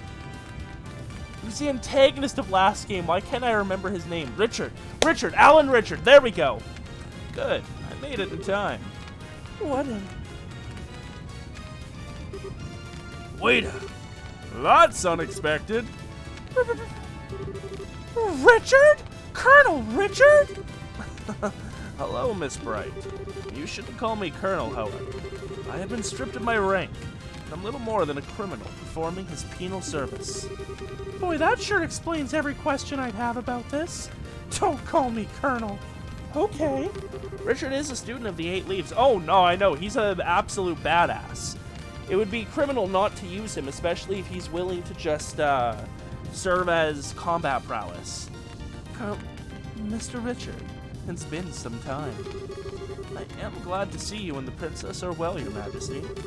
I believe General Bright has already briefed you on my circumstances. So please, allow me to shield you from these criminals. By all means. Thank you very much, Mr. Richard. The pleasure is mine. I so don't even know what's going on anymore. I think it's safe to say the story is bigger than we are, as it were. A pair of the Divine Blade students, our wayward Black Fang, and a group of better than average abracers.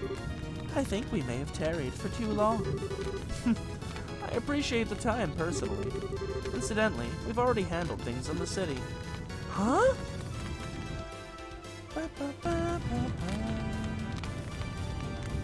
Oh, heck yeah! Commence Operation Clean Sweep. Remember, our first priority is the safety of the citizenry. Assist the army where possible. Engage Jaeger Corps and archaisms at your discretion. Yes, ma'am! Reinforcements.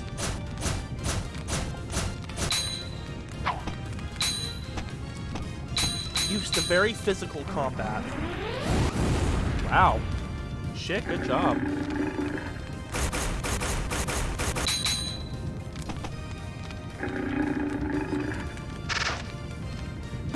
Ooh, using good tactics. Amaltia and the former intelligence division. Don't waste resources.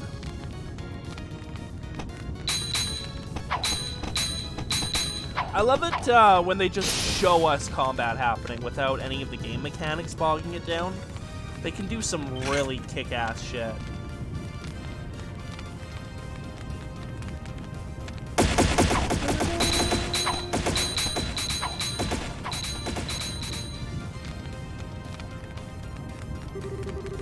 Holy! Just when I thought this couldn't get any crazier. When did the special ops guys show up?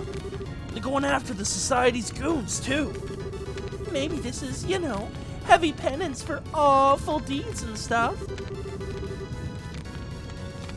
Or maybe they're trying to remind everyone how awesome they are. Who the hell would? They're trying to clear their name, Dorothy. Oh, the hell with it. Dorothy, make with the camera. Shoot, and shoot until we can't stuff film in there anymore. Aye, aye, sir. How'd you get a camera that worked?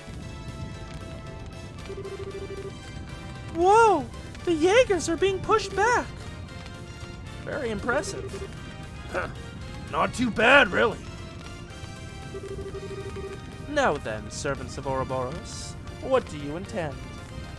I mean, she's not far off, honestly. You seem quite eager for a fight. Are we still desirous of violence? You think you're funny? If it's gonna be like this, I am gonna call Potter Stop, Ren. Our chance has already slipped by. Trying to force the issue now would only end in an ugly fashion. The capture of the royals was ultimately an optional objective. Come, let us pull back. Well, if we gotta. Ladies and gentlemen, if you will pardon us, it should be just about time for your next trial, however. I suggest you keep your wits about you. Next trial? What are you on about now? You'll see soon enough. Good day then, everyone. Thanks for the bell ring. Ah, they've retreated. The Jaegers should pull out of the city as well. A shame we cannot pursue them, but I suppose we can't be selfish. Yeah, but wait, way more importantly, so just what in the heck is Colonel Richard doing here? I thought you were in prison for the seriously grievous crime of being a huge jerk. I said I'm not a... well, regardless. Before any of that, we have to secure the city. I think my Sid and my Richard voices are basically the same, with very minor differences. Would you help us? Well, sure, of course. We'll help tend to the wounded with firefighting. And so, with great difficulty, the Society's invasion of Gransel was repelled. Estelle's group ran around the city, fighting fires and helping the confused citizenry. Eventually, the rest of the team arrived, having been contacted by Elmer.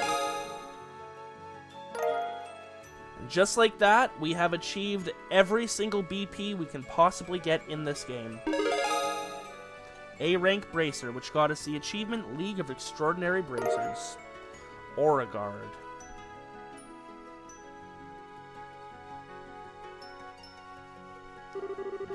Alright, hang tight.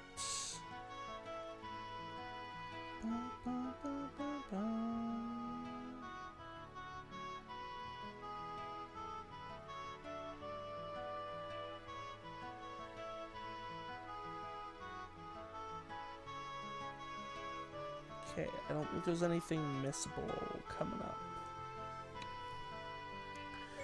As I mentioned previously, I'm here on General Bright's orders. He had a suspicion that Ouroboros might try something like this. However, most regular army troops aren't very well trained to fight without their orbital firearms, so we decided to use a handful of troops with experience in hand-to-hand combat.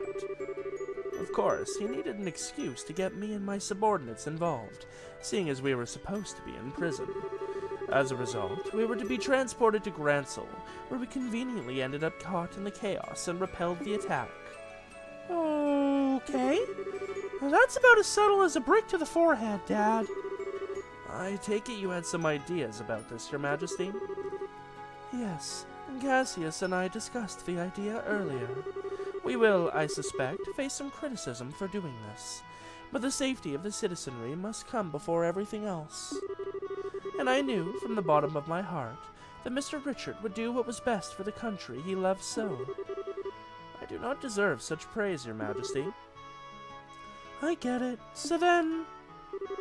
Oh, right. Does this have to do with the reason you wanted to see us? In part, yes. Also, I'm impressed they didn't kill Alicia before she could talk about whatever she wanted to talk about. What I wanted to discuss was what Claudia has done. Huh? What Chloe's done. Yes. It was a... Oh. I see. It was a short ceremony, but as of this morning, I've been formally invested with the inheritance. I am now, officially, the Crown Princess of the Borough, next in line to be Queen. Whoa! Wow! Congratulations. I think you made a good decision. I really think some of it is simply selfishness on my part. Estelle, everyone, I understand you're the ones who saved everyone at the Academy. Thank you so much. Oh, yeah. Can't really take all the credit, though. Annalise's group was there, and Sieg helped us out, too. Scream! Yes, so I gathered. When I learned about what happened, I spent a lot of time thinking about what I could do, what role I could serve to help protect those dear to me. And that's inheriting the throne. Yes, I am an inexperienced teenager who lacks the ability or confidence to lead an entire kingdom. Still, if I can use such a position to protect those dear to me, and if that in turn helps me to protect the home I love, then it is all worth it. Chloe, you silly. Well, congratulations! Looks like you finally found that path you were looking for, huh? Estelle, thank you. I really am desperately new at this, though, and I'm not quite sure what I can do. Will you lend me your aid when I need it? What kind of question is that? Duh! I mean, heck, I'm not exactly a grizzled veteran over here, you know? Just as you've lent us your aid, time and time again. Whenever you need us, we'll be there for you. Estelle, Joshua, thank you. Thank you so much. What a complete and utter fool I've been. All the things I did without realizing the potential of the young people who will carry our future. Alan. What's this, Alan? You'll be carrying a good deal of future yourself, still, I think. Quite so. You jest, Your Majesty. Colonel, I have a report! Which colonel? Oh, Lieutenant Colonel said. What is it? Is the city under attack again? No, sir. Everything is quiet here. The Jaegers withdrew rapidly from the city and faded back out into the countryside. Then what is it, man? Speak up. We've received a report from Hawken Gate. Ah, is this what Tawny has been waiting for? I suspect it might be. An Erebonian army is gathering at the border. What? So they've come at last. How large an army are they fielding? Tawny says, look, if Estelle and Josh weren't so tooth-rottingly sweet together, moments like this could just about push Estelle and Chloe. I could ship it. But also Joshua and Chloe. So far, it appears to only be a single standard division, but they have tanks with them. What? Now just a damn second!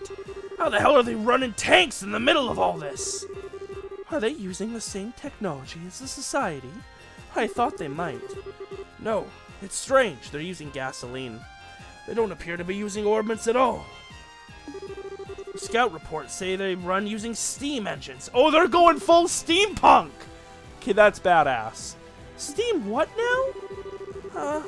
It's an engine that uses steam to move the pistons. It's even more primitive than a gasoline engine. Everyone stopped using them as soon as ordnance were invented. No sane army would bother keeping such museum pieces maintained. They're a joke compared to even the most basic orbital tank. Which can only mean one thing. They prepared these in secret.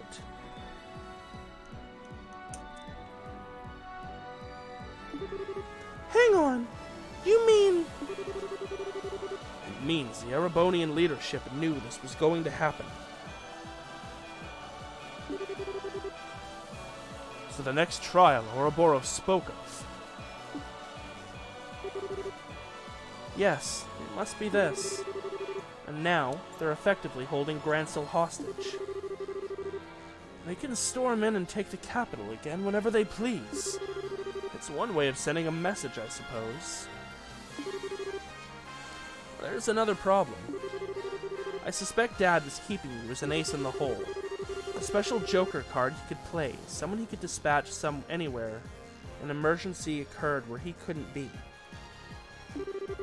But now he's played that card and you'll have to remain here. Blast it! Ouroboros certainly plays a hard game. Grandmother, allow me to go to Hawken Gate. Say what? Chloe? Couldn't bear sending Uncle.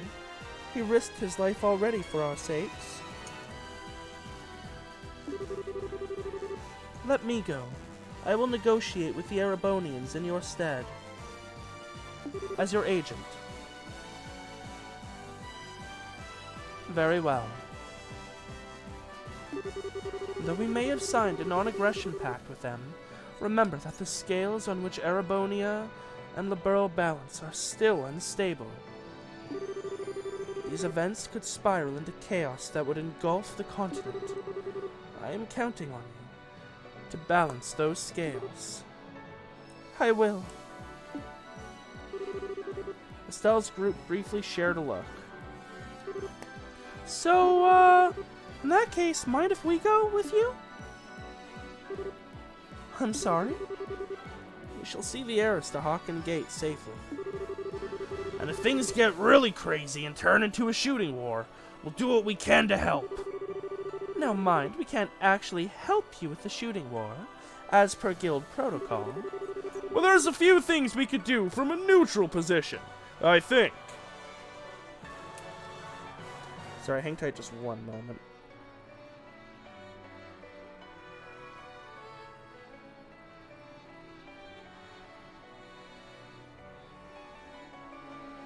Damn it.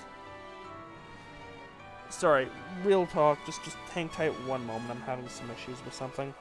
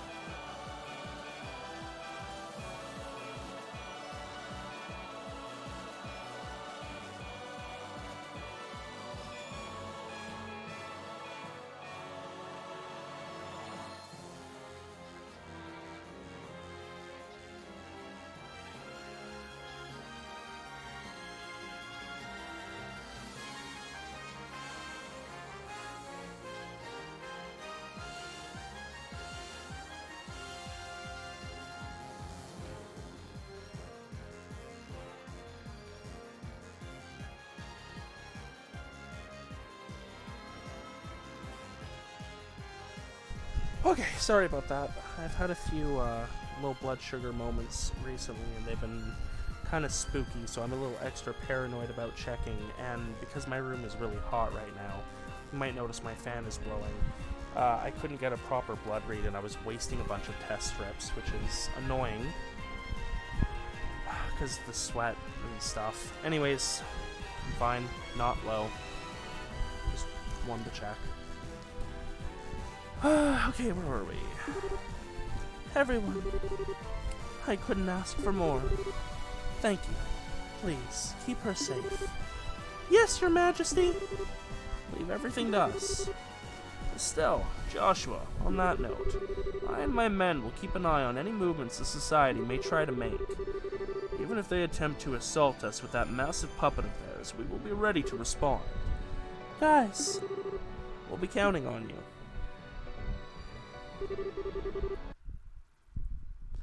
And so Estelle's group took to the road toward Hawken Gate while escorting Chloe.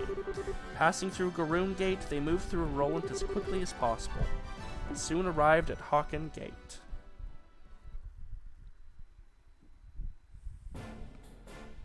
Holy shit, that's a lot of soldiers.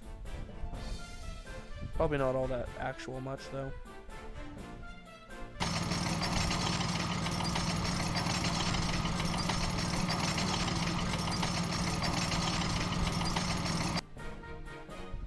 Those are indeed tanks.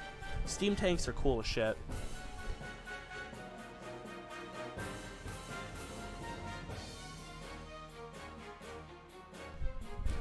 Oh hey, look, it's General Morgan. Explain yourself, General Vander! Why is a division of the Imperial Army on our literal doorstep? Does the Empire truly forget the pact it signed so quickly? General Morgan, I'm the one who would like an explanation. What are you? For the past 24 hours or more, orbits all across the southern marches of His Majesty's domain have ceased function. And at the exact same time, it seems, a massive, heretofore unknown structure appeared above your Valyria Lake. Now I ask you, Morgan, what is going on? It is just as you say. We are as confused as anyone else about the situation. So it would seem, but your situation is, as I said, affecting a large swath of Imperial territory. Zachary Zex Vander. I see. Given that, you know full well why I'm here, General. Here to try and raise the stallion above us while we're weak, then. We intend nothing of the sort. We are given to understanding that a criminal organization of some sort has been taking advantage of this situation. All we wish is to see if we can be of aid to the allies whom we have signed a non-aggression pact with. Those are the orders I received from the Imperial government. Nonsense! What are those tanks doing here, then? I've never heard of a tank that runs on steam and combustion until now. How is it that you suddenly have these tanks, which conveniently require no orbital power? That is a military secret. I would think you would welcome us, though, Morgan. These vehicles are perfectly suited for helping to keep the peace. In Liberl, that is, while this crisis runs its course. You understand my meaning, yes? We deeply appreciate your thoughtfulness. What?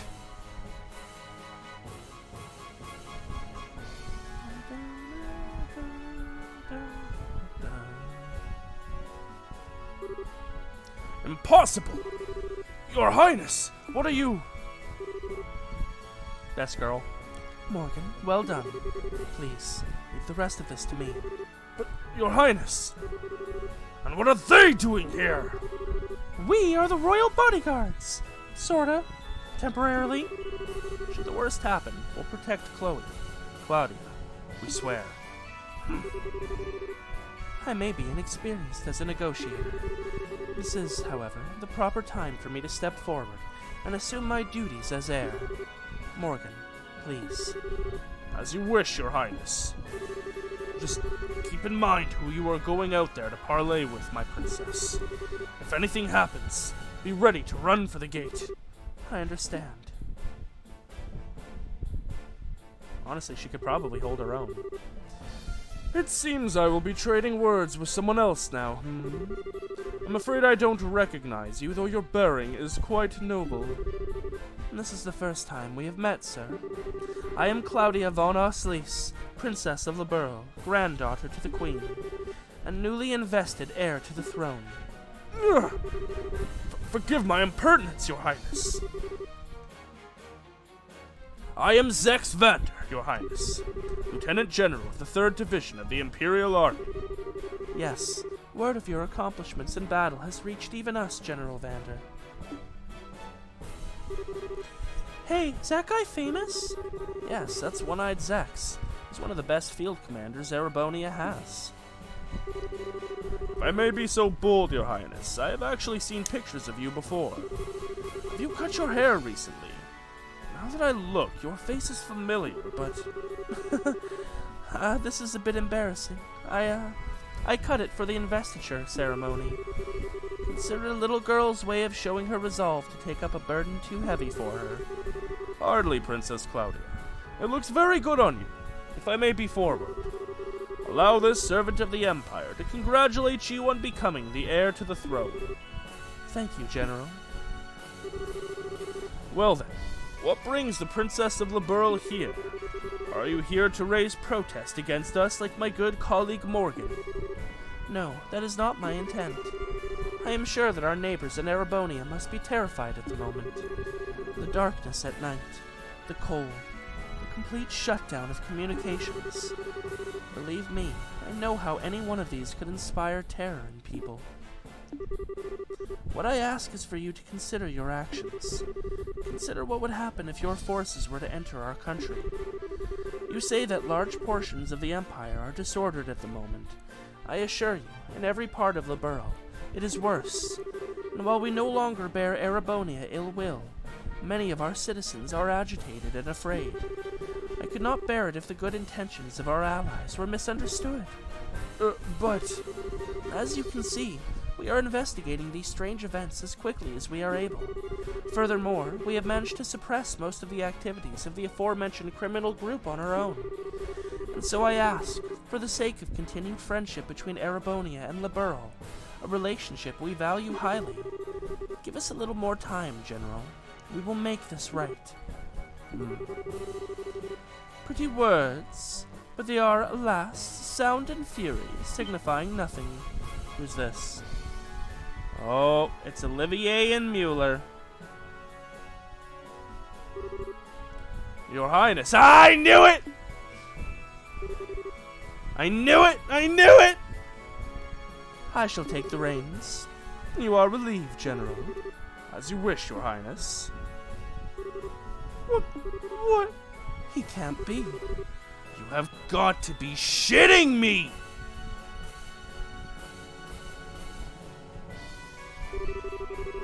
I believe this is our first formal acquaintance, Princess Claudia. I am Olivert Rice and Arnor, a son of his... a son, so he's a prince. Of His Majesty, Emperor Eugent III. What? One of the sons of... He's an imperial prince? Cher, did you know about this? You're kidding, right? I thought he was just some sort of agent for imperial intelligence. Olivert Rice Nora. I recognize the name, but I don't know the man. Even though I am a prince, I am little more than a royal bastard. Olivert is... Race. Olivert Race, I see. I rarely attend to public matters of state, so I am unsurprised you do not know my face. It does still sting a little, though, I fear. For the lovely girl who was once going to be my bride to not even know my face. Oh God, were they straight up engaged at one point? An arrow, my heart. What? There are no other words. I see. That's what Colonel Richard had in mind a while back. I am sorry. I was unaware. Allow me to apologize for the slight against you. Well, I do understand. It was conducted without the Queen's consent. And that sort of slight we can overlook. But this? No, Erebonia cannot overlook this. Oh. My enchanting princess. Are you aware, I wonder, of a little rumor making its rounds across our great empire? I don't believe I am. Allow me to tell you, then. Rumor has it that immense structure is in the distance is Liberl's new weapon. What? Liberl has developed a groundbreaking new weapon that allows them to stop orbital energy. They intend to use it to make us pay for the war 10 years ago. It is a rumor which finds fertile ground in the ears of the citizenry and the leadership. It can't be. That's absolutely untrue. We would never. And then you can prove it, yes? Prove that it is a misunderstanding? If you cannot, then we must act upon the evidence of our senses. Indeed, if the rumors are true, this is a monstrous betrayal of all civilization, using the pact to hide your intentions. What choice would we have, then, but to be defenders of the free world? So now that the cat is out of the bag, I will be referring to him as Olivert. I refuse. He is still Olivier in my heart.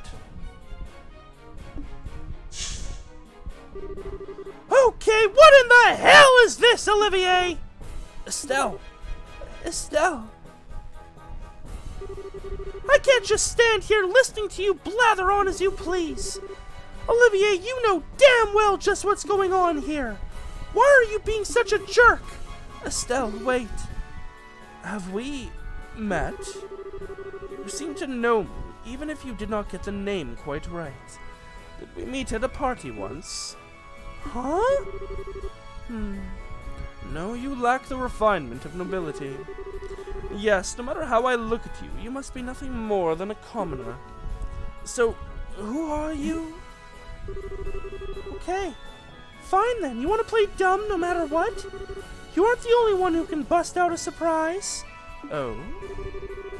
My name is Estelle Bright. I am a bona fide A-rank bracer of the Bracer Guild of Liberl.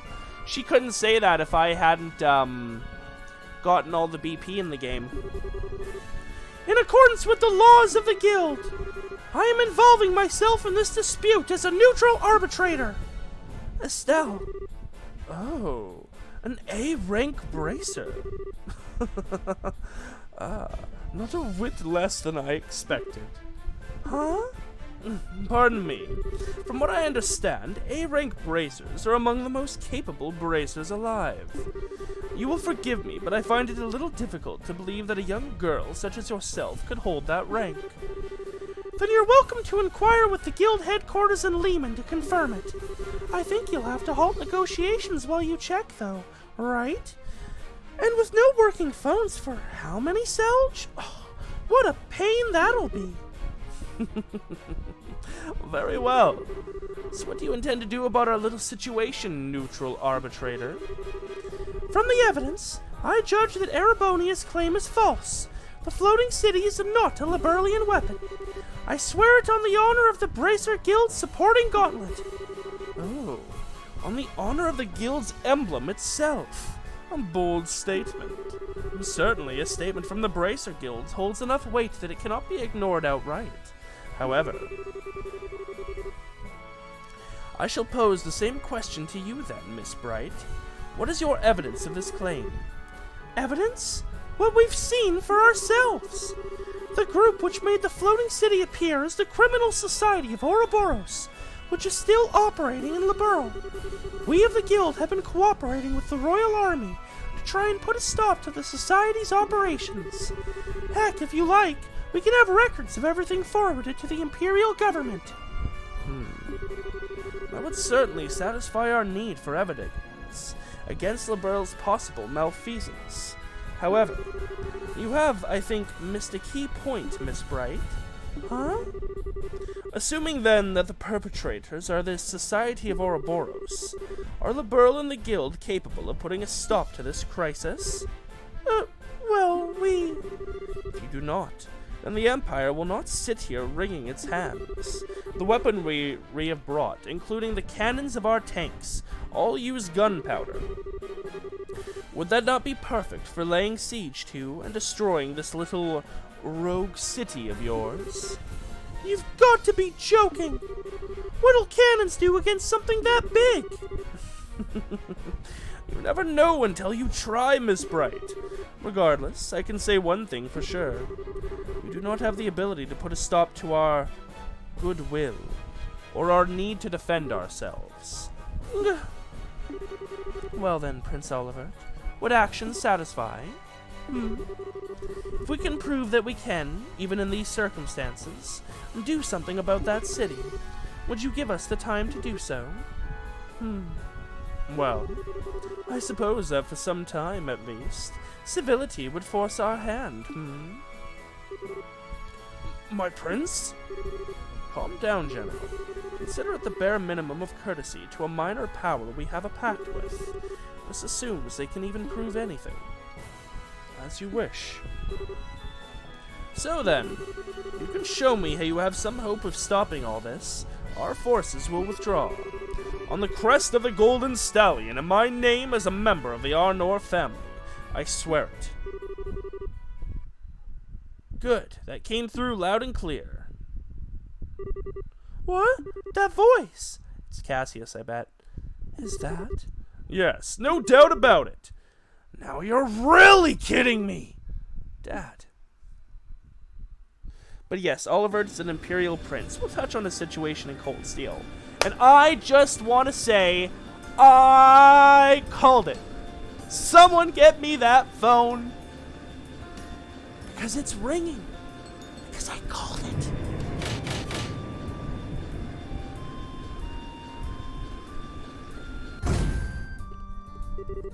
I called it in the first game, I'm pretty sure.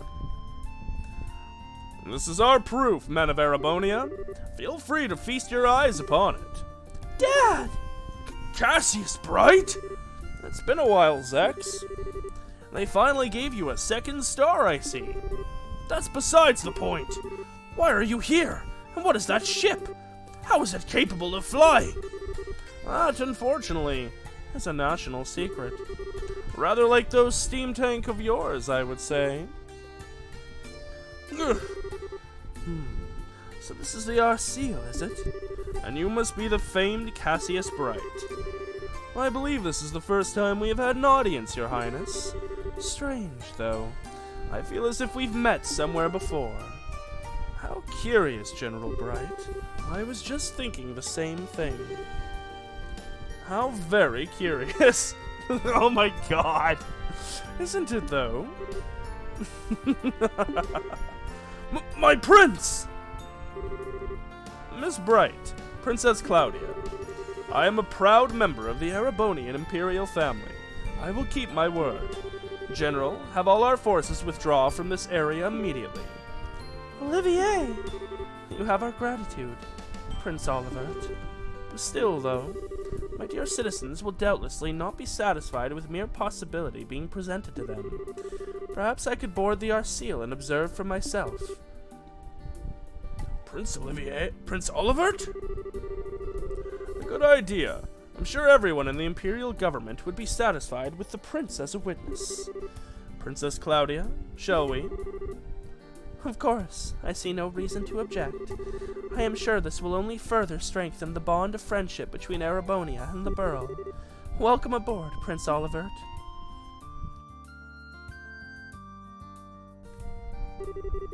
Prince Olivert, what have you done? You finally stride onto the public stage for the first time in ages, and you engage in this charade? I suppose we were too transparent at the end, Transparent like air! To think that a prince of the Empire would plan something like this in Le Burl! Mueller, how could you let this happen? Forgive me, Uncle. Do you really think this idiot would listen even if I asked him to stop? Well, besides, there are elements of this which do not sit easily on my conscience. I learned all about the truth behind Hamill during this mess. So you did know. How could he not know? Even back then, he was a critical part of the military chain of command. My shame is... No, Zex, I do not blame you. It was a subsection of the Warhawks. I know you had nothing to do with it. A scandal so vile that information about it had to be tightly controlled. I do not agree with the logic, but I understand it. Seal up that which stinks and bury it forever. Those who rule remain in power unblemished. However, I cannot allow the same trick to be played twice. Prince, Zex, you realized it yourself, I'm sure. The incredibly fortuitous addition of these steam tanks to our arsenal. The convenient orders to sortie. Every bit of it has the fingerprints of the blood and iron Chancellor himself, Gileath Osborne. Water! He's in contact with Ouroboros. I no longer doubt it. And personally, I find the idea of a Chancellor whose first loyalty is not to the Empire rather repugnant. Don't you? My prince, you can't possibly. But I do indeed. The former military man who has become the Empire's central politician after rising to prominence 10 years ago. The cold-blooded yet bold reformer who laid rails throughout the Empire and has annexed many of our neighbors through force of arms. I have decided to slay the beloved monster which has made its nest in our empire. You may call all of this my declaration of war. Unbelievable. My prince, do you even realize what you are attempting to accomplish? I like to tell myself I do, at least. He is not only politically strong, but he has de facto control of easily 7/10 of the military. Putting aside neutral people like yourself, all who stand against him are the nation's feudal lords, and their influence weakens by the day. Worse still, my father's trust in him is nearly absolute. The very picture of a monster, I would say. Then why even...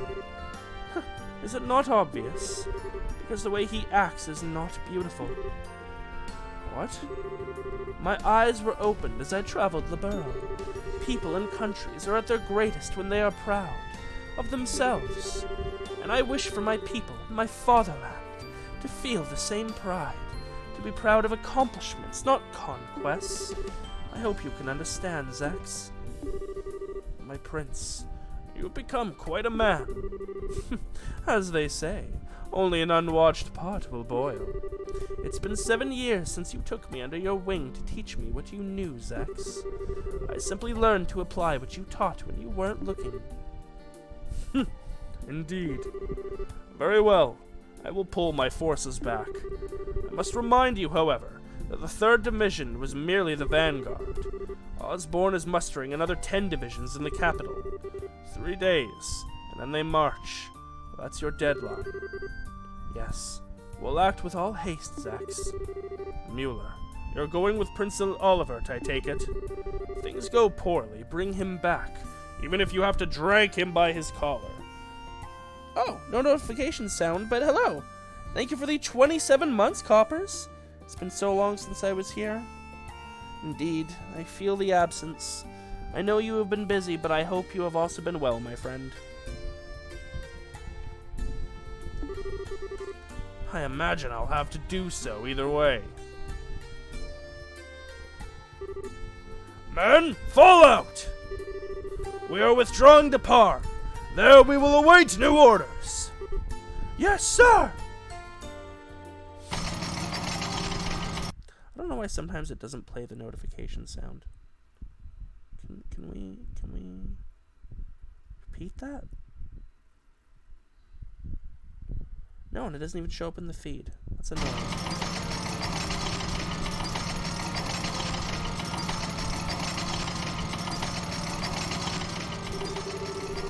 And so we managed to buy ourselves a little bit of time, at least.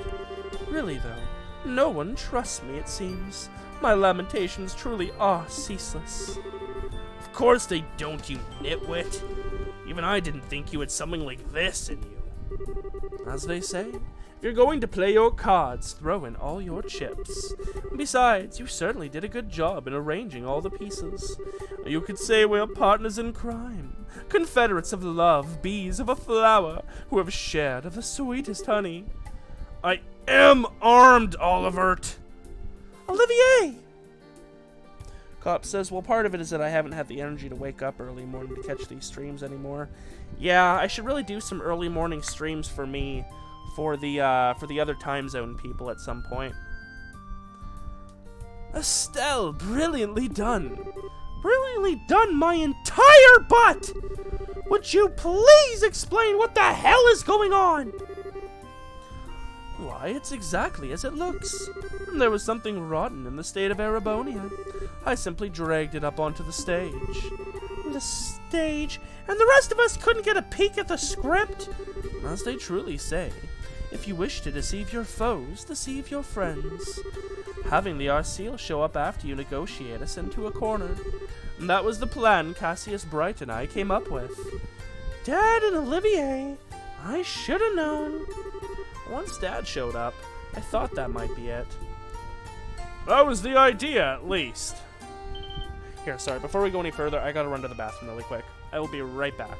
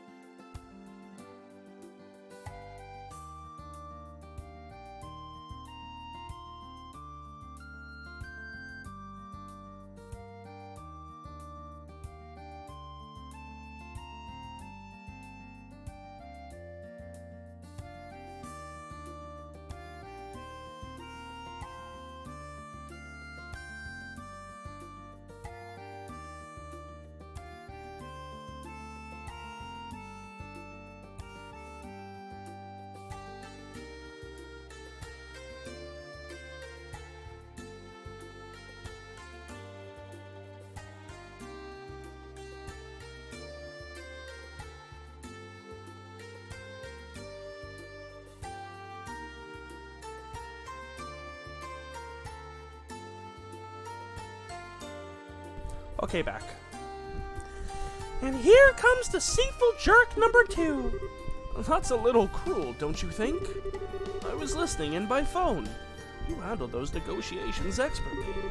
Thanks to you, the arrival of the Arseal had all the impact it needed. Listening in by what?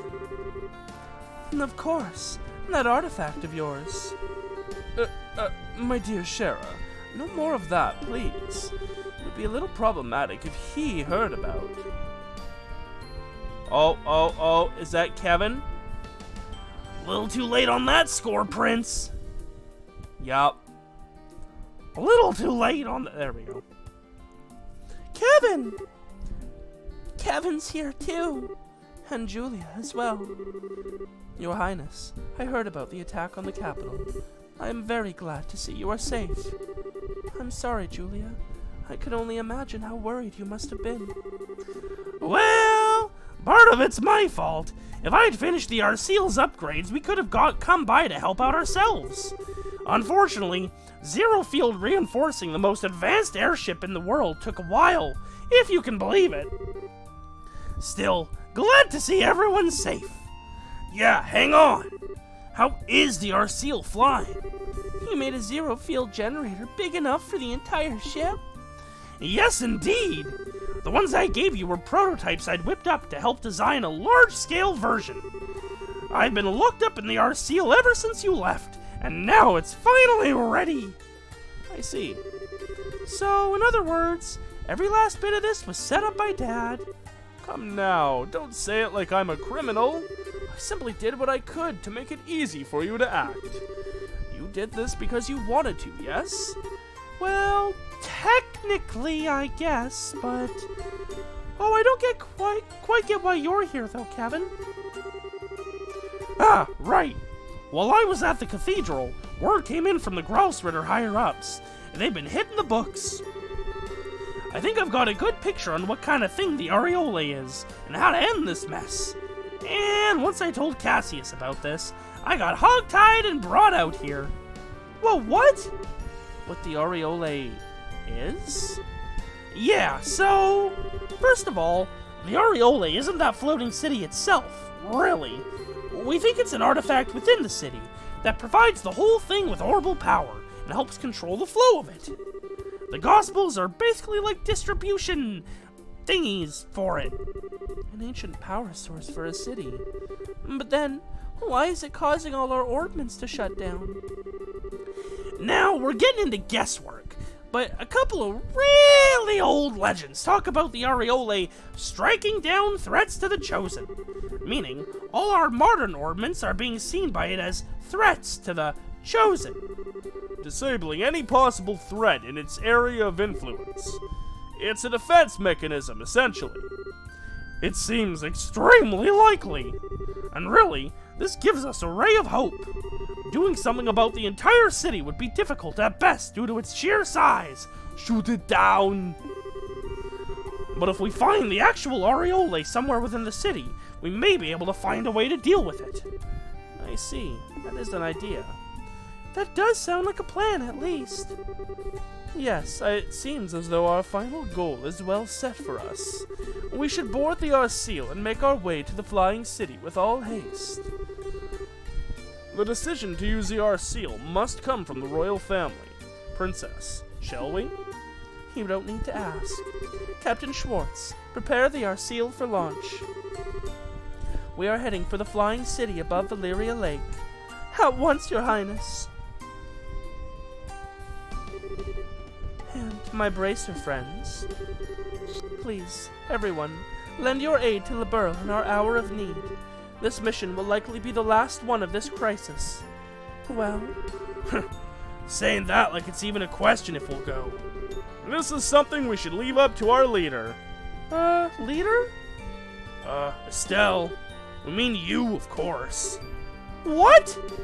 Why so shocked, Estelle?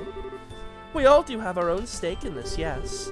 But one way or another, we've just been tagging along on this wild ride of yours. Pretty much. So, in that sense, Estelle, you're definitely our leader. Still not quite ready for it? No, she is. No matter how grim it gets, Estelle never loses hope. That light is always there to guide us. That's why only Estelle could ever be our leader. Joshua! Not helping! Estelle, your face is as red as a beet. You're cute. Okay, I get it. Chloe, the guild accepts your mission. We'll find the Aureole on the Flying City and save Liberl. Thank you. Good, that's finally settled. Now I can get back to headquarters. Dad, you're not coming with us? I'm afraid I can't. They may have retreated for now, and I trust Zex to keep his word. But we can't ignore the larger Erebonian threat. It's not just Hawkend Gate. They could use non-orbital powered vessels to invade by sea. I also wouldn't be surprised if the Society attempts another raid on Grancel. I can't leave the Royal Army with all this going on. Yeah, I get it. I'll do my best. With Joshua. With everyone. So, Dad, try not to kill yourself with work, okay? It will be a struggle, but don't worry. And Joshua, let me give this to you. Cassius handed a letter to Joshua. A letter? Call it a father's heart. It's between men, so it might be a little shocking for Estelle. Gentle reminder that I'm right here and still have my staff. I'll read it when I have time, Dad. Please do. For the love of... I seriously do not get guy stuff like this. Don't be so harsh, Estelle. I'm taking some time off once this is over. I intend to spend a lot of time at home once I can. Estelle, make sure we can all share some omelet rice then, alright? Yeah, you bet. End of chapter? Oh, first we gotta fly away.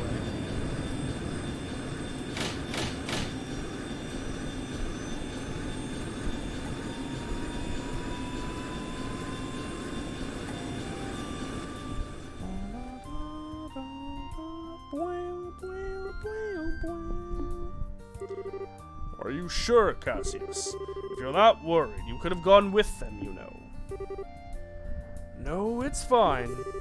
Weissman is even more dangerous than I thought he would be. If I accompanied them, I would simply be painting a target on their heads. Yes, if you were out in the open, he'd strike at your ankle like the snake he is. The price of fame, And it is maddeningly frustrating, let me tell you. Of course, this is also what gives us a chance to strike. A game of truth and lies as the two of you try to read the other, eh?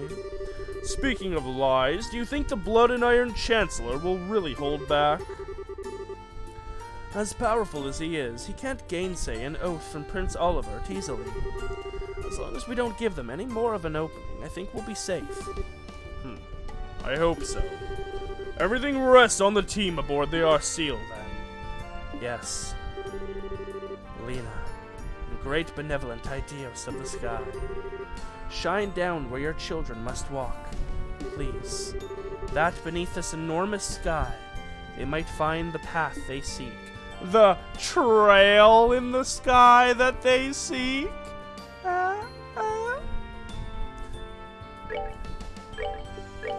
Cool. I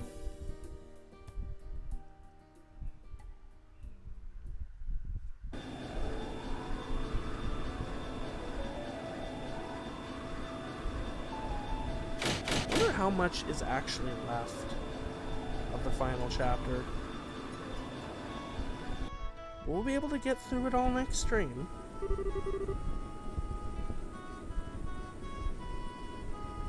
Kind of just scrolling down, seeing how far the guide goes. Pretty far.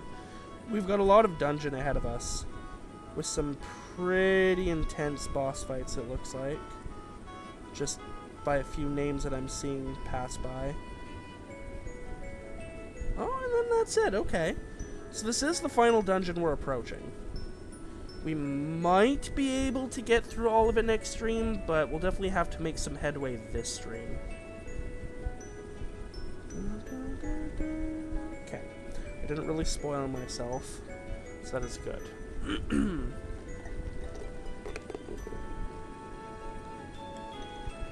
I think we've been playing this game for about a year, with a pause for Zelda month. It's been a while. And that's the stabilizer wing stored.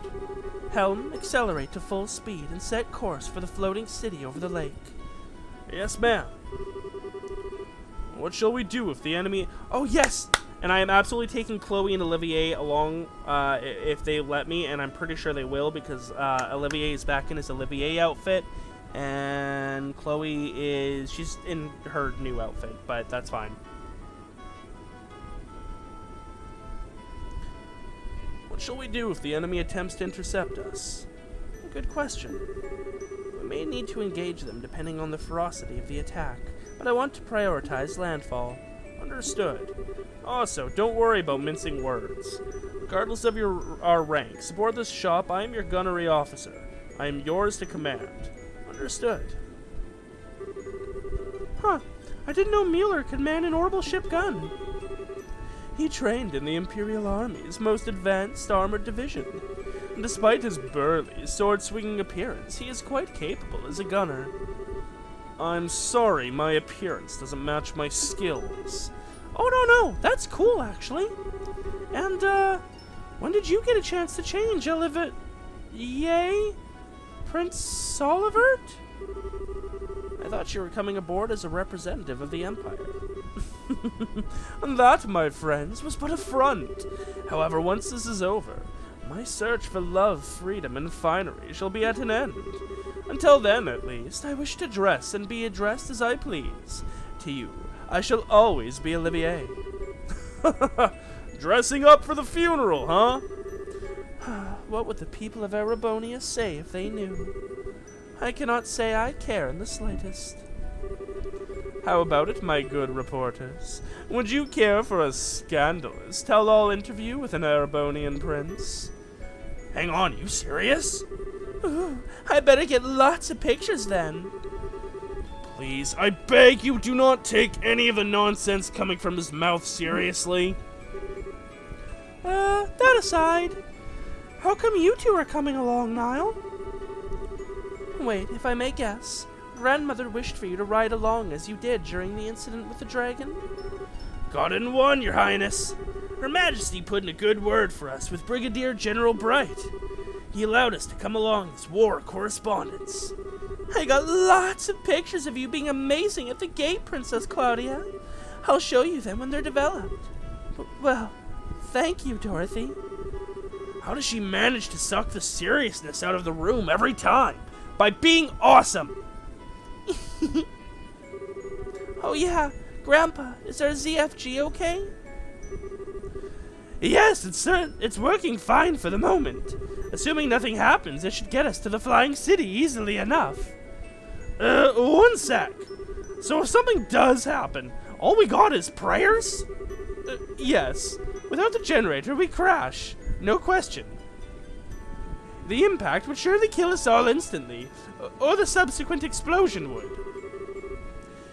Professor, you really know how to calm a girl's fears. Thanks.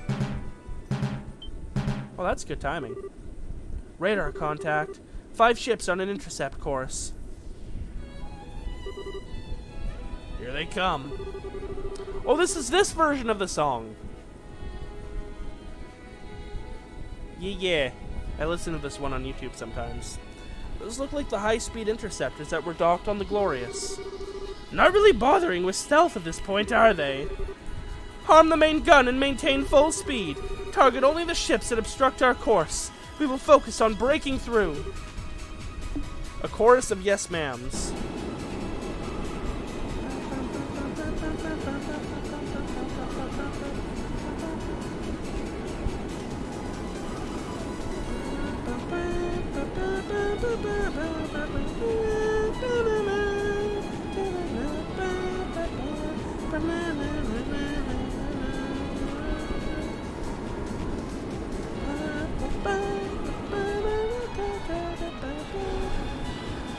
Well, we are the fastest airship recorded.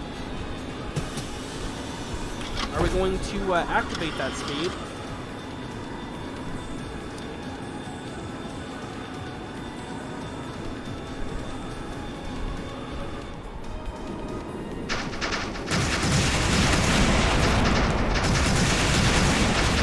Nice bobbing.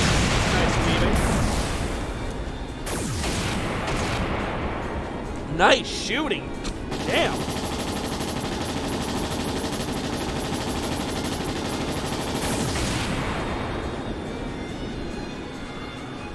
Well, that's 3 down, 2 to go. The other 2 are behind us. Bogies 1, 2, and 5 disabled. 3 and 4 are disengaging. We did it! Ludicrous speed, go! Ball. Use the Schwartz.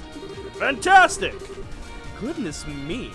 So this is what the future of aerial warfare looks like. The main gun is incredible. It has quite a bit of power, but virtually no recoil, even for an orbital weapon. It's fantastically accurate. Of course it is! To be honest, I would have liked to mount some point defense guns with radar tracking as well, but... well, one project at a time, I suppose. Radar oh, ideos. Contact is 250 yards in length, approaching at 8 o'clock. That could only be... and here comes the Glorious. Joshua, do you know anything about the performance or armament of that thing? The Arseal can easily outmaneuver and outrun it, but it has gigantic main cannons, and large batteries of point defense guns. There's no way we can attack it directly and live. Blast it. Turn to 4 o'clock and flank speed. Lux, get us over the city and avoid fire from that monster's guns. Aye aye. We're gonna have a chance to visit the shop. Ooh, an actual cutscene.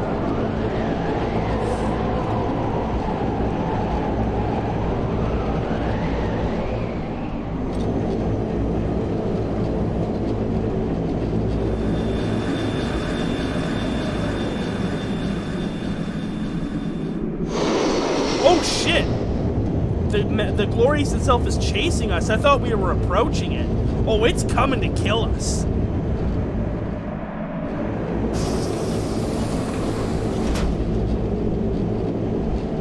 Hi, could you maybe not do the thing you're about to do?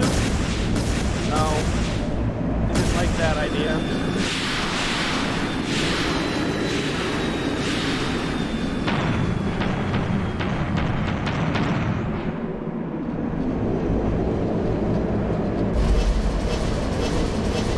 Ooh, we dropping some bombs on it? Oh, that wasn't us.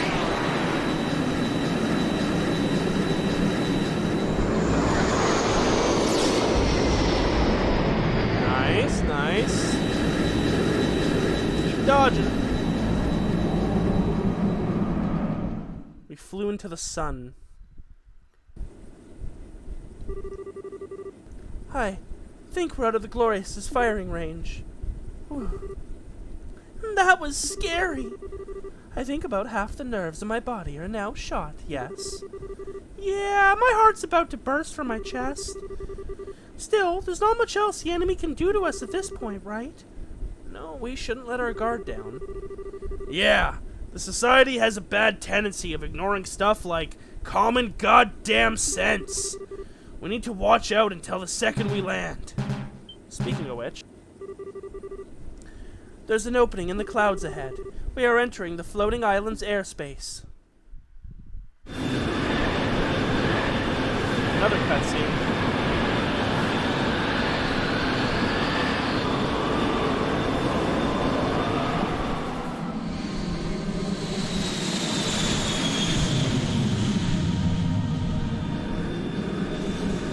There it is. And apparently Luve's already here.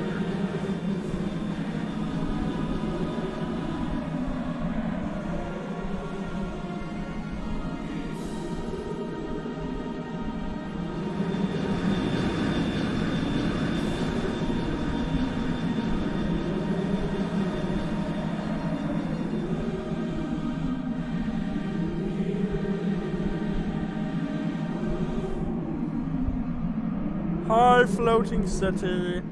I imagine we're going to be descending into the very core of it. To the very bottom.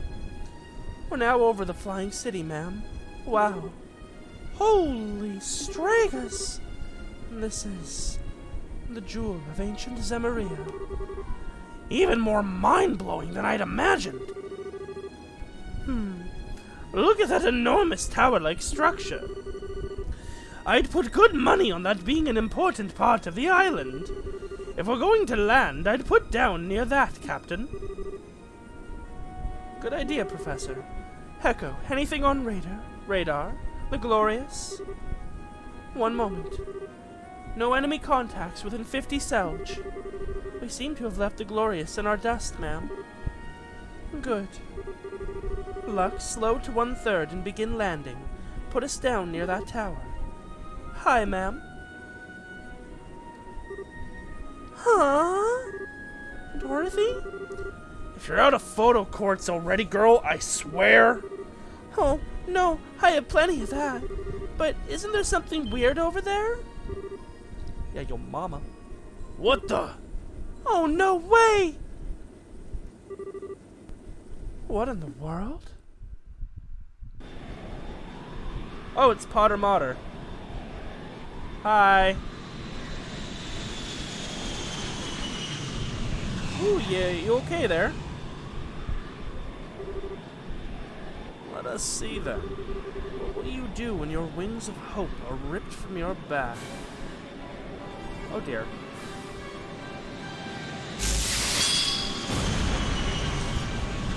Also, there might not be Potter Motter, there might just be another one like it.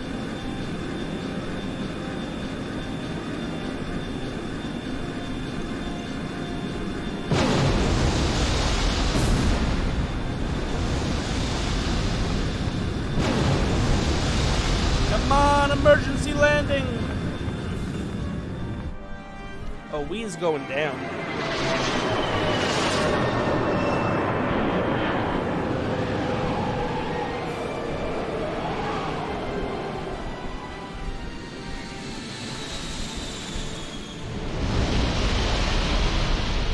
Looks we made it to the island.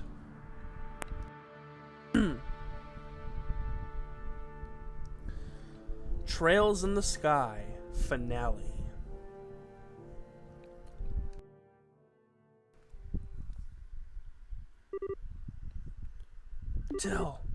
Estelle, awake? You okay, Estelle? Oh! Ah, good, you're awake! Are you alright? Are you hurt? No, I think I'm fine. Banged my elbow, but yeah, I'm okay. But everyone else... I'm not dead, at least. Oh... I'm fine. Well, that was thrilling, if nothing else. You remember the other half of my nerves? And they're all quite gone now, thank you. That's the closest I've ever brushed shoulders with death, I think. No, I can't eat that much. For the... Guess I ought to be grateful she ain't hurt. Dorothy! Wake up! Nap time's over! Never change, Dorothy. Niall? Major Vander, how about you?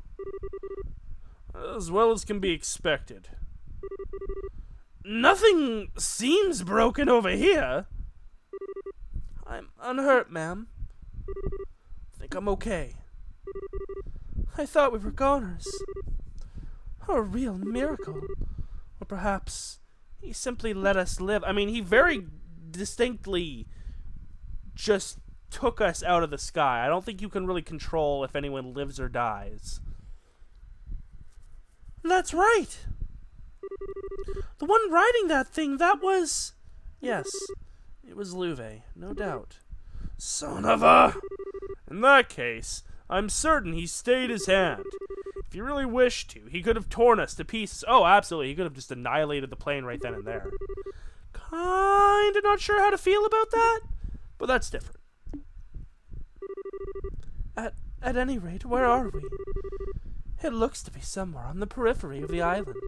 We should step out and take stock of our situation. Ooh. Liber Arc. Oh, wow. Were we that close to just not being on the... Oh, wow, we were... Oh, my God. Oh, wow. We almost fell completely off the city. That would have sucked. It's really pretty. Wow, so many pictures. And she begins. Dorothy, don't blow all your photo courts in 5 minutes, all right?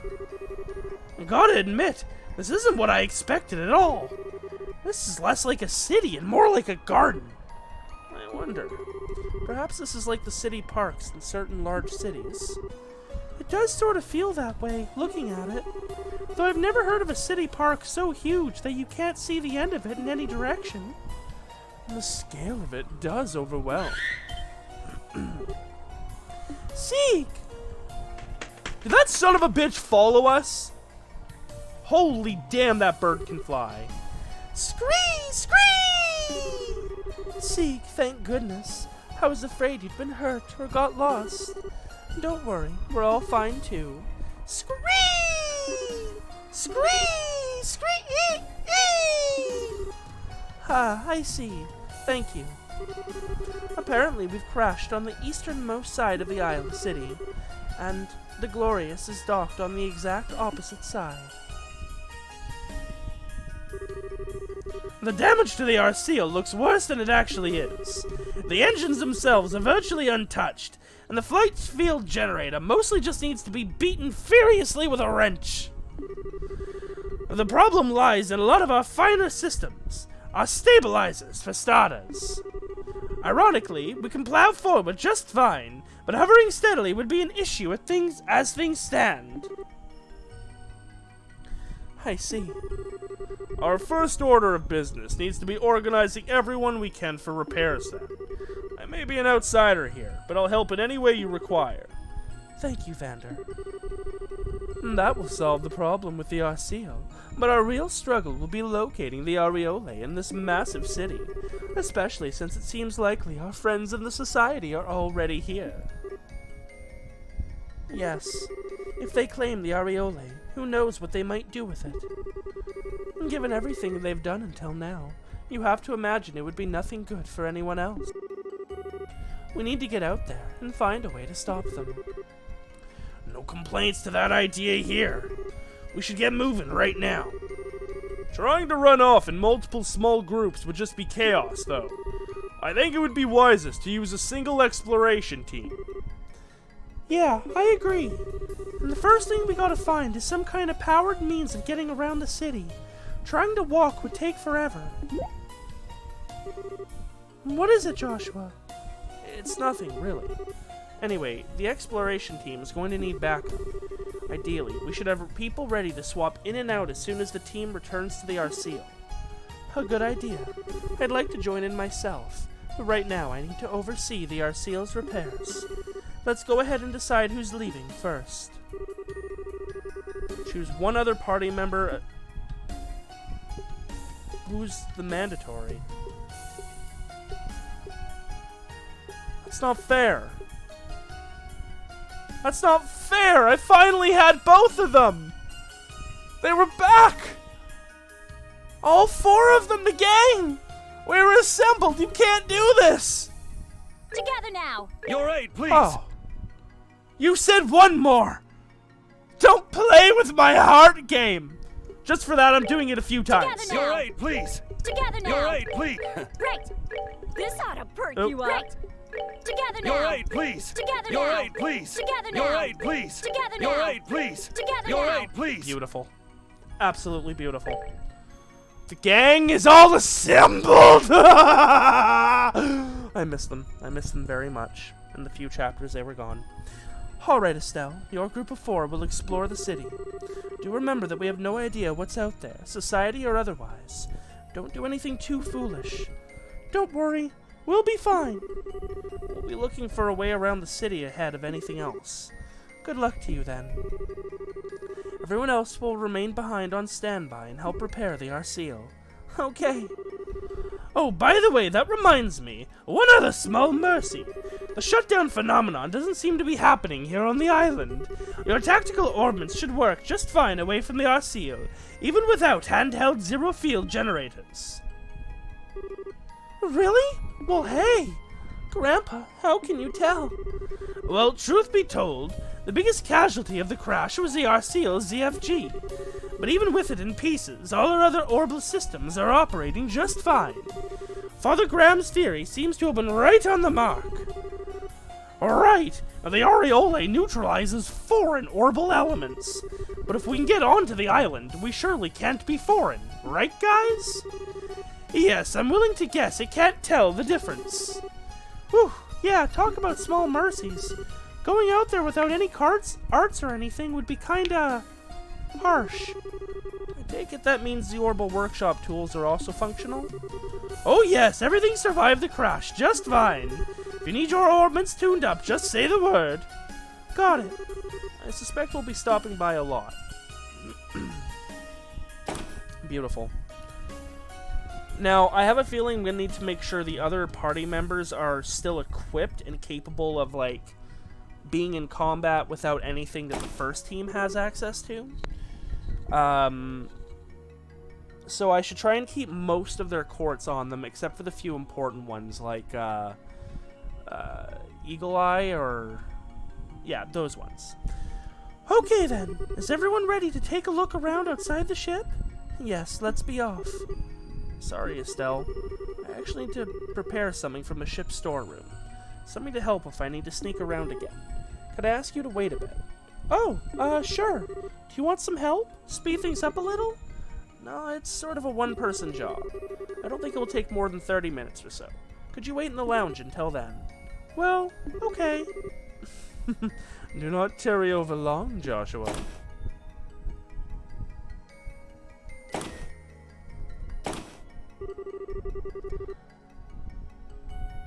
I have no who this is. My man, you are a dude of many talents, but lying ain't one of them. Oh, it's Kevin. I'm sorry. Lying to her isn't... I think the one you should apologize to eventually is Estelle. Anyway, you're sure? If I'm right, this could backfire and, mess you up. Like, badly. Yes, I've made my decision. Kevin, Father Kevin, please. You're the only one who can help. Alright. Don't need to lay it on that thick. Come on, that little lie ain't gonna buy us much time. Let's get to the medical bay. I have no idea what's happening. Only thing I can think of is maybe he's sneaking over to the enemy's ship to get a ship, but I guess not. Joshua, you're done? Sorry to keep you waiting. That took a while. I don't mind, but Joshua, are you okay? You look tired, unless I'm crazy. Some of it took a lot of concentration. Don't worry, I'm fine. Motherfucker better not be planning another self-sacrifice bullshit. None of that shit. Well, if you say so, let's get going then. Alrighty. Bitter omelet. Buy ingredients. And we can buy items. Get the new issue of the Liberal News. I think we're good on pretty much everything else. Yup.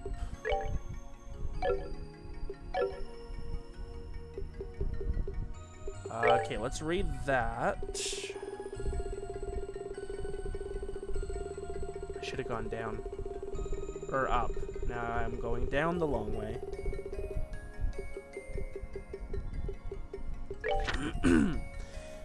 City under siege. Crimson soldiers invade. Fighting in the capital. Yesterday at noon, in a capital already crippled by an horrible blackout, fighting broke out as Crimson soldiers plowed through army lines and began pouring into Grancel via airships. Mysteriously able to use their own ordnance despite all others remaining inoperative, the invaders easily pushed on towards the castle. It seemed almost certain the royal keep would fall. Just as things seemed hopeless, an unexpected ally took to the field of battle in the shape of the former Intelligence Division's Special Ops. The same unit that had been dismantled for their treasonous action used the chaos of the attack on the capital not to escape, but to defend their homeland against the Crimson invaders. With the arrival of these new players, the tide turned and the Royal Army was able to counterattack. Between the combined might of the Royal Army, the Intelligence Division's Combat Specialist Unit, and bracers who joined the fray, the enemy was forced into retreat and the threat averted. International criminal organization behind attacks. The true nature of these Crimson soldiers has been wrapped in mystery until an investigation from the Royal Army and Bracer Guild revealed the armed unit to be under the command of a mysterious organization, a society. Given the sophisticated equipment of this group, it is believed that the society possesses significant technical leverage and funding, but their goal remains unclear. Cop says, sexy gay sex between Josh and Daddy, I mean father. Oh my. No. There's plenty of other better crack ships for Joshua. Joshua and Olivier, for example. I absolutely can ship it. Breaking news! Heir to throne named. In the first bit of bright news in a while, Queen Alicia held a press conference where she named her granddaughter, Princess Claudia, the crown princess and official heir to the throne. Abbreviated ceremonies formally installing the 16-year-old princess as heir have taken place. We hope to overcome our current national troubles and make her future reign a bright one. Breaking news! Shutdown phenomenon solved? It has become clear that the orbital shutdown phenomenon is occurring not just in the capital, but across the nation. However, Professor Russell, with the aid of a central factory, has developed a new invention called the Zero Field Generator that may open a path to a resolution. This device produces an orbital energy field that neutralizes the shutdown phenomenon and restores orbits within a few reg to a normal operation. Production of these devices requires high-level machinery, however, and mass production is difficult. The Royal Army and Bracer Guild have managed to restore communications at their bases using the available units, and we hope that this revolutionary invention will eventually alleviate more of the troubles caused by this phenomenon.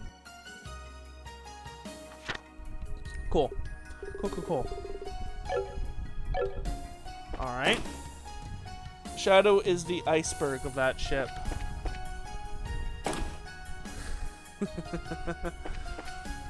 Are you saying I sink that ship?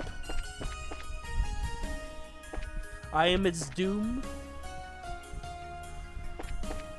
I can support it. Come on. Alright, oh, sorry, I didn't actually want to talk to you, my guy. How are you two looking right now? I think you've got some of the stuff that I had you equipped with before. Because I didn't have the 4s yet. Ooh, Olivier's underleveled now, isn't he? Chloe's definitely underleveled. Okay, just anyone needs slotting? Last chance. Oh, Chloe needs some slotting. Yeah, please. We need you fully slotted. Oh! Olivier needs some mad slotting. My guy has no 3s. I don't have any wind sepith for that. Oh. Dude. Disappointment. Alright. That's fine. Just make sure we have some spares here.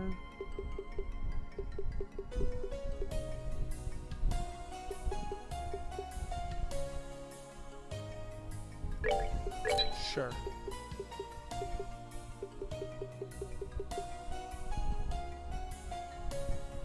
Yeah, because the other two have our AP cuts.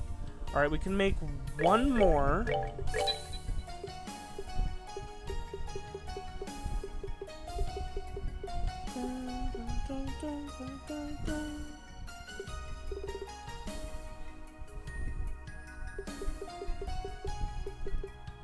AP cut 4.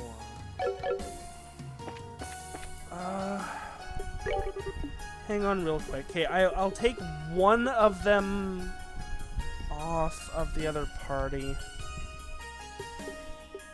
I guess you don't really need... Leave it to me! All right! Okay, and I gotta take their important stuff off anyways. Okay, you can lose Heaven's Eye. Just take it off. If we have to use you again, we'll figure something else out. You can keep Ingenuity. Right? What's that give? Yeah, you can keep Ingenuity. And you... We already have another Yin-Yang, so I'm not too concerned. We'll leave the Septium Bane too. Yeah, Estelle's got a Yin-Yang. Although we might be able to change that with Chloe back. Alright, and we wanted an EP cut 4 from one of them.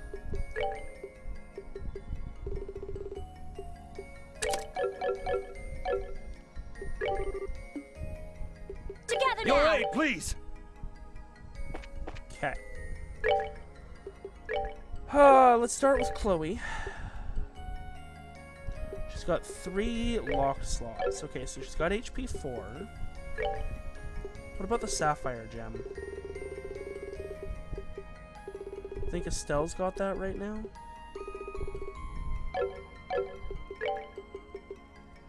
Of Mind 5.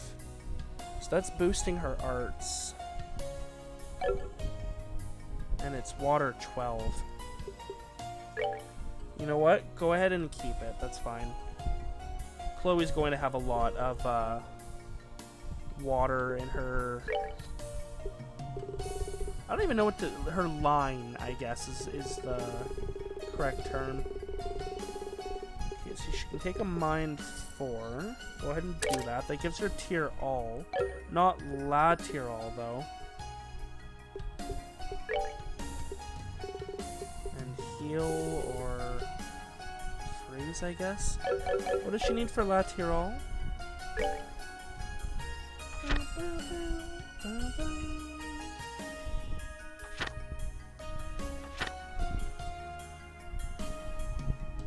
"22 water, 12 wind, and 6 space." Oh, that's not the one I wanted. I wanted this one. 16, 8, and 4. You don't really need that except for extreme emergencies. Okay, so what do you have? You have 16. Is it wind? Oh yeah, you're lacking wind. Okay. Well, at the very least, we can give you shield 4. Yeah, then that gives it to you. We could do sleep 2 instead. You've got pretty good arts defense, do you?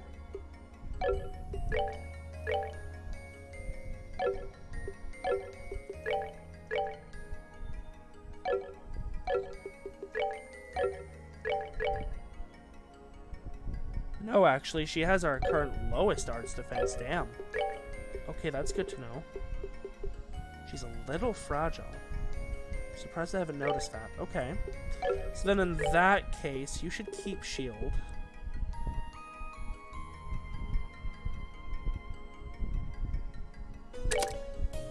Yeah.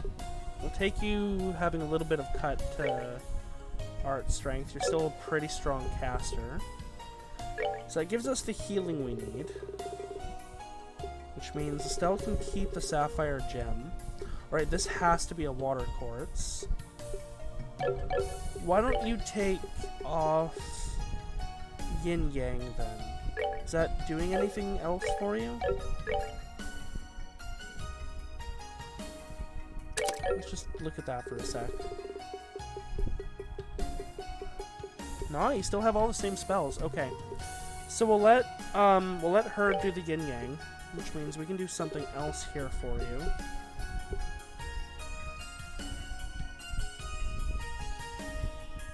I don't really have anyone who has earth. Actually, ironically, I think Chloe has. No, she did before. Why don't you go ahead and take the topaz gem? We've got Titanic Roar, that's all I care about. Okay. And then one more water quartz, which we don't... Oh, right, we were going to do yin yang. Ah, Athelis. That's interesting. She's retaining water? Oh no. We must heal the healer. Oh yeah, and I don't have enough wind sepith to slot you, you annoying, annoying man. What level are you even? Level 67! Even Chloe's level 78. 67, my guy? 67. Oh my god, you're gonna level up so many times when you finally see combat again. I'm so mad at you. There better be some, There better be some good wind sepith on this island. Do I even need a hit there? Oh, is this a locked slot? I think it is.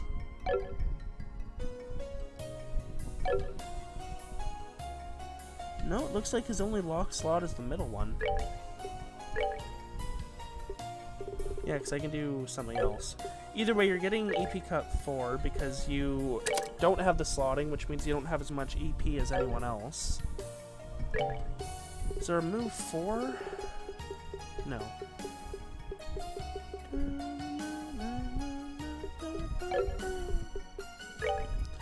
Definitely take a defense 4. Oh, someone's got to take Heaven's Eye. Right. Why don't you take that?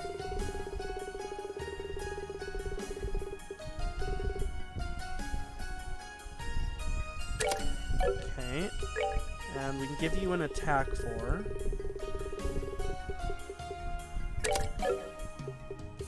And an evade 4. I don't have an evade 4? Are you kidding me? Pain.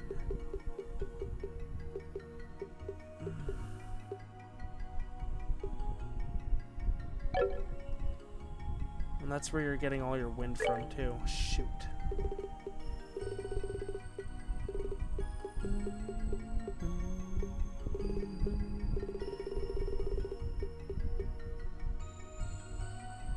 We could give you Absorb. That actually gives you a few things.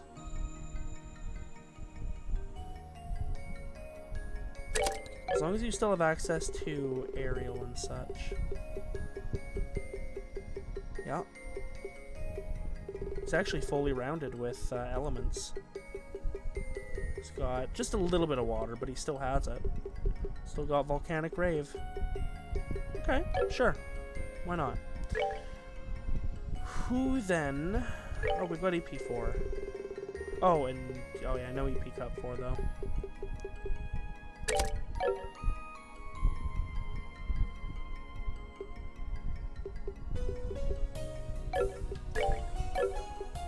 Maybe Estelle?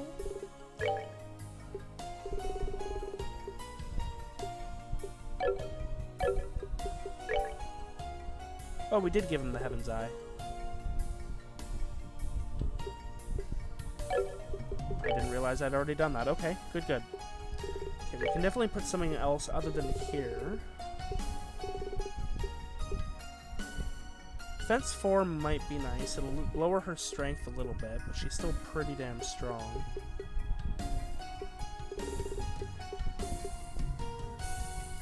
Someone with La Forte would be nice.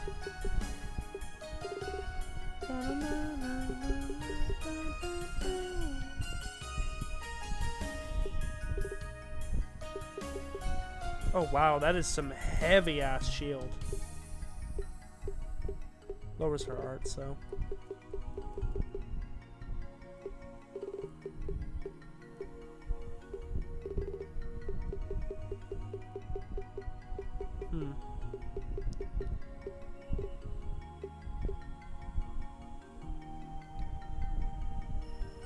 We'll have you take defense. Keep you alive a little bit longer. Alright, and then from the shop. Ooh, new weapons for everyone. Valkyrie Rod, a recreated ancient staff polished to a mirror-like shine. Swords made of special metal even down to the hilt. Dendrobium, an adjustable mechanical whip with many fine joints. An ancient photon weapon, fires high-precision lasers. Shit.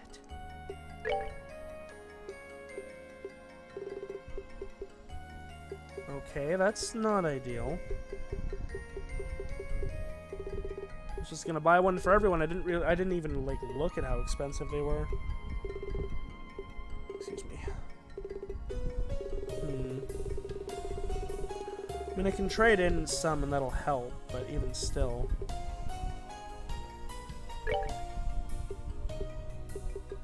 I guess I can sell some of these excess quartz that I know I'm not going to ever use. Keep one of everything.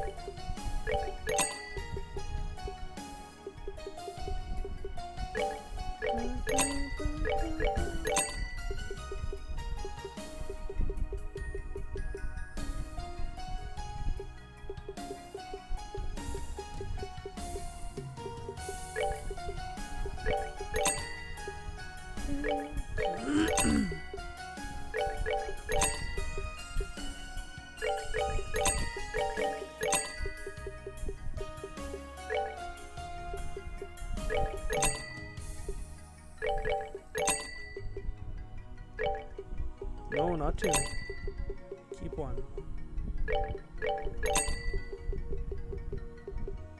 The seal of Orichalcos.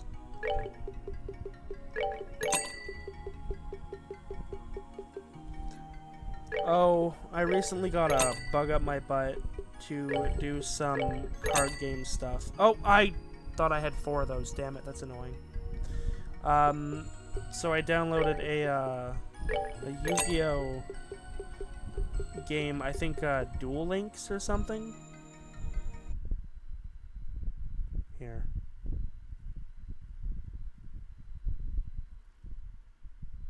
Legacy of the Duelist: Link Evolution. So I've been playing that a lot recently, going through the story of the first anime. Well, Duel Monsters, basically. So I didn't mean to exit out of there. That's really annoying. That's been a lot of fun. I'll probably get tired of it at some point. I really like card games, but it's hard for me to get into one seriously for any kind of length of time. I mostly like playing with pre-built decks, although sometimes deck building can be fun.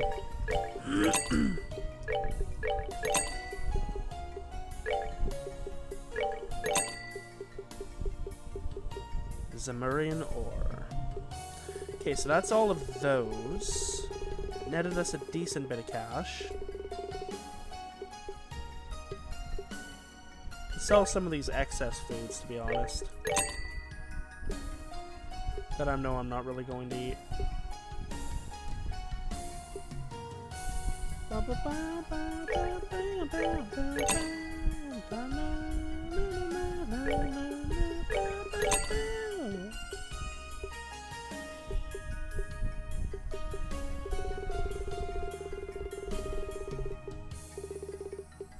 Why would I sell my Liberlian news? That's foolish.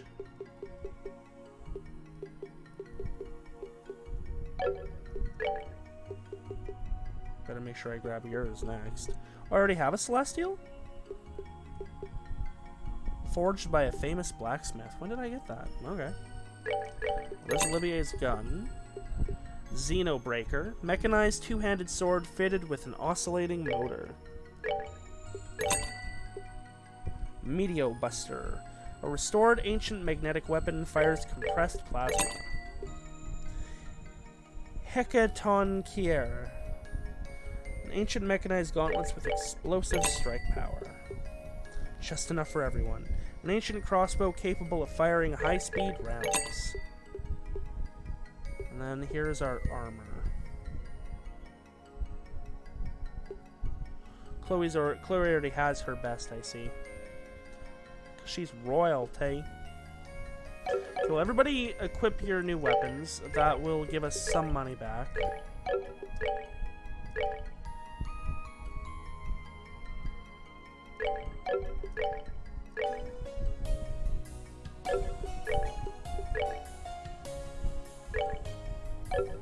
we go. We'll sell some of those. Actually, here, we can... Leave it to me! This ought to perk you up.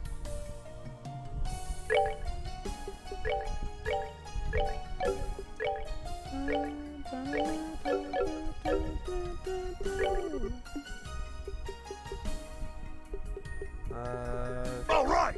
No Kevin problem! And Zin. Oh.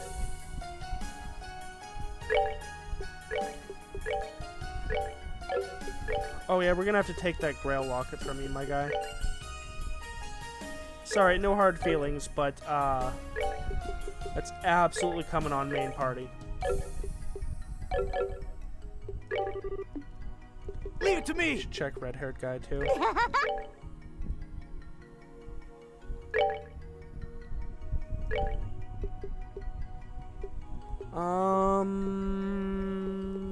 You can keep those. Yeah, you can keep those. But Tita, equip your new cannon, please. Thank you.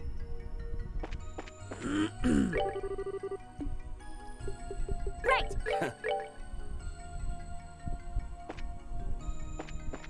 Okay. So everyone is equipped with the orbments that I can best provide them at the moment. And, oh right, we need to sell these so we can get maybe a little bit more armor.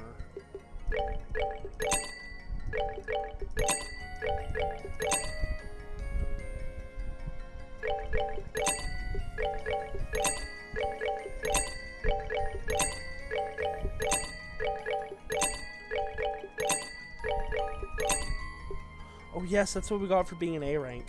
Mysterious body armor recovered from ancient ruins.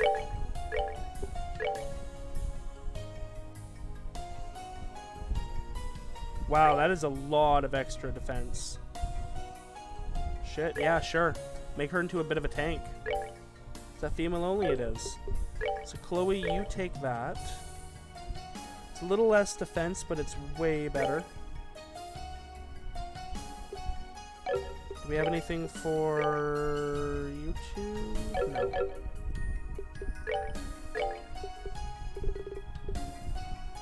Alright, Olivier can have her reflector 2.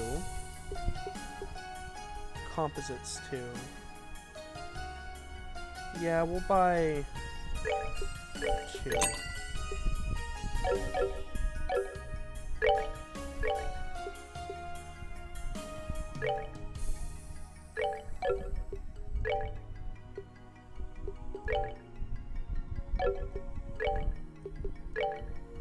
Reflector 2 and composites 2. Yeah. Okay, then you two need accessories. I think Tita has long barrel 3, and I'm inclined to keep it that way.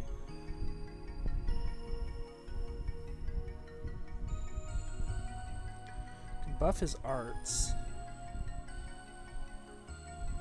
In fact, that might be good. Yeah, I think you can go ahead and have the Crimson Eye, my guy.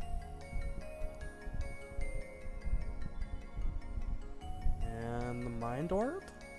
Double down on that? Sure. Chloe, you can have your Grail Locket back. It was always yours.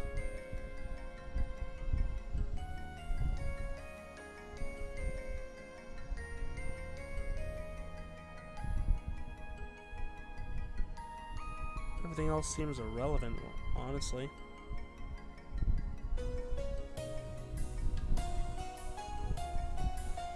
You know what? Go ahead and take that. Oh, her new outfit is here too. That's a cute one. I like it.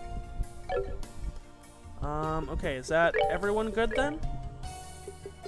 Shine Sphere, Gladiator Belt. You can take the ZFG off.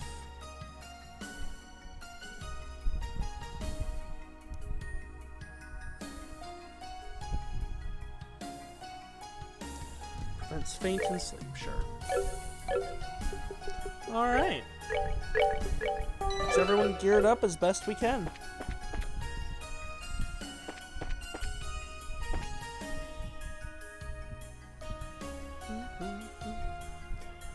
That's all the preparations we can make.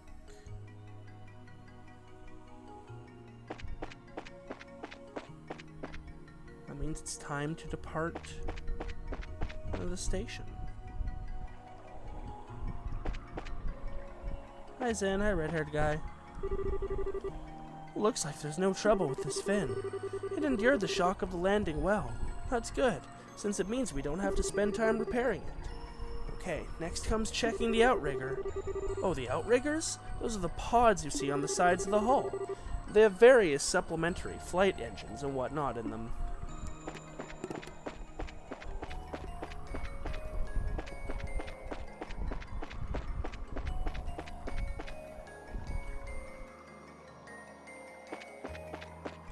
It occurs to me that this is not the way we're meant to go. So wow, that's a decent bit of wreckage. We slid a fair distance.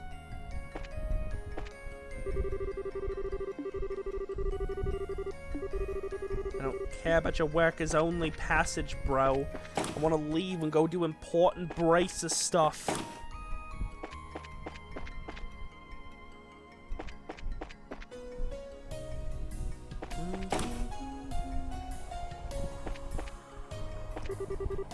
Wow, it's so pretty here. The air's clean and fresh, too. I'd love to live here. Aw, but wait, there's no factory nearby, huh? So I couldn't get any more photo cords. Aw, that really would be a problem. Now that I've had a chance to actually look around, this place is blowing my goddamned mind. Might be a bit late. This is making me remember all those old stories about the Septarion 7 treasures things. Great sources of power bestowed on man by Ideos herself, huh? Standing here makes you think it ain't all a fairy tale. Hi, how do I leave, please?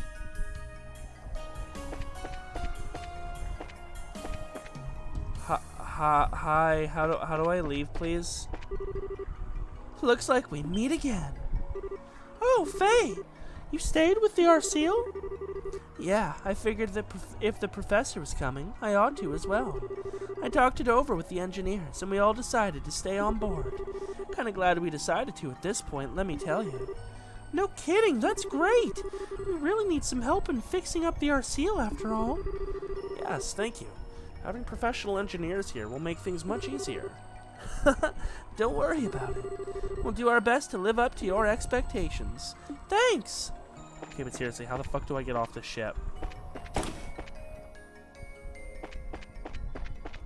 How do I leave? I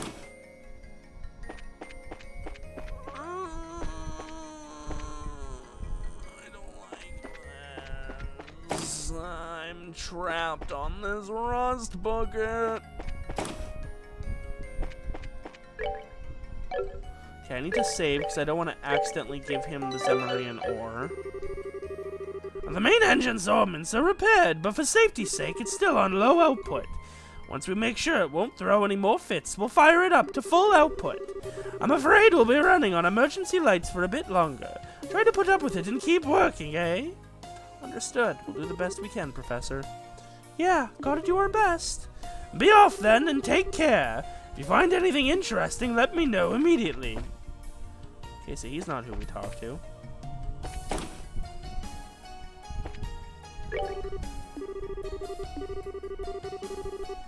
Okay, don't care. Oh, actually, I should rest.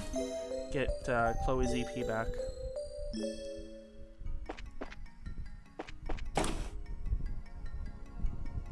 Okay, then it has to be through here.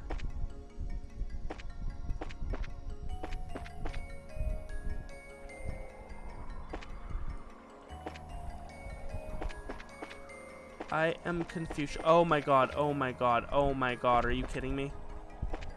I looked at the mini-map and I saw it. Pain.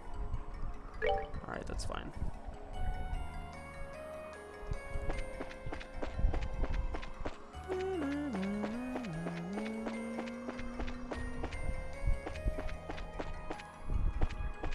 Come on now.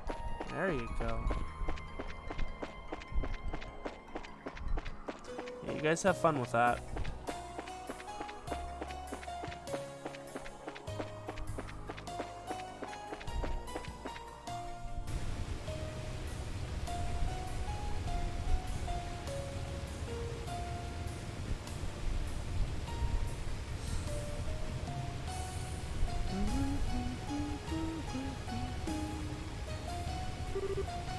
It's beautiful.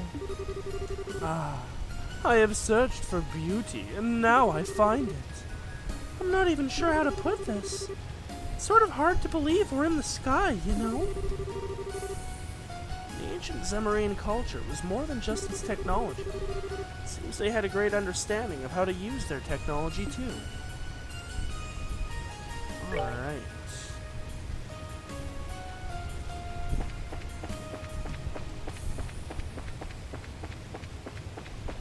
Go around if I want. Oh, there's an elevator there.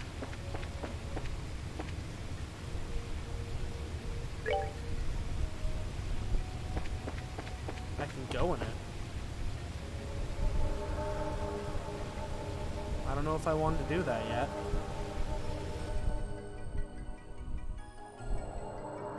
West Calmere Station. Calmere? Calmere.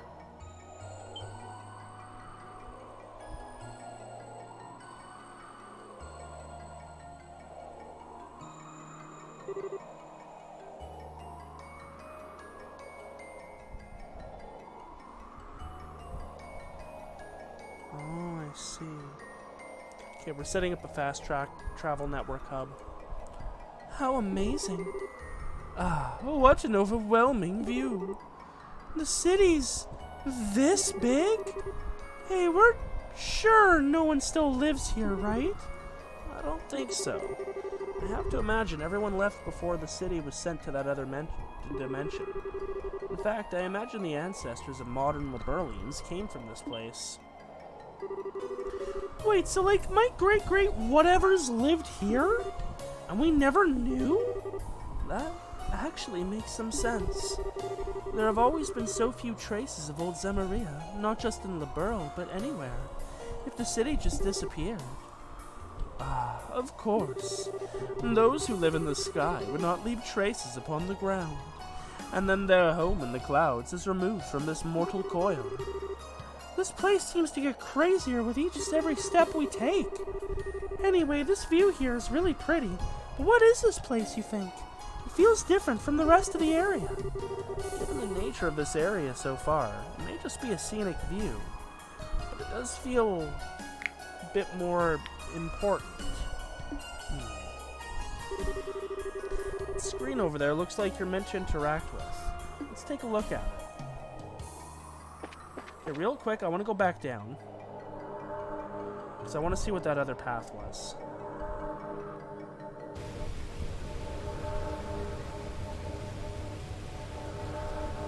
Oh good, I can speed that up, because it's rather slow.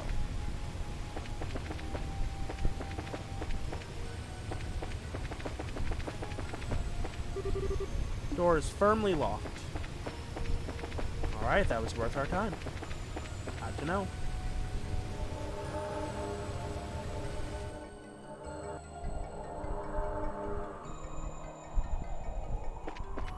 Alright, screen, what do you want?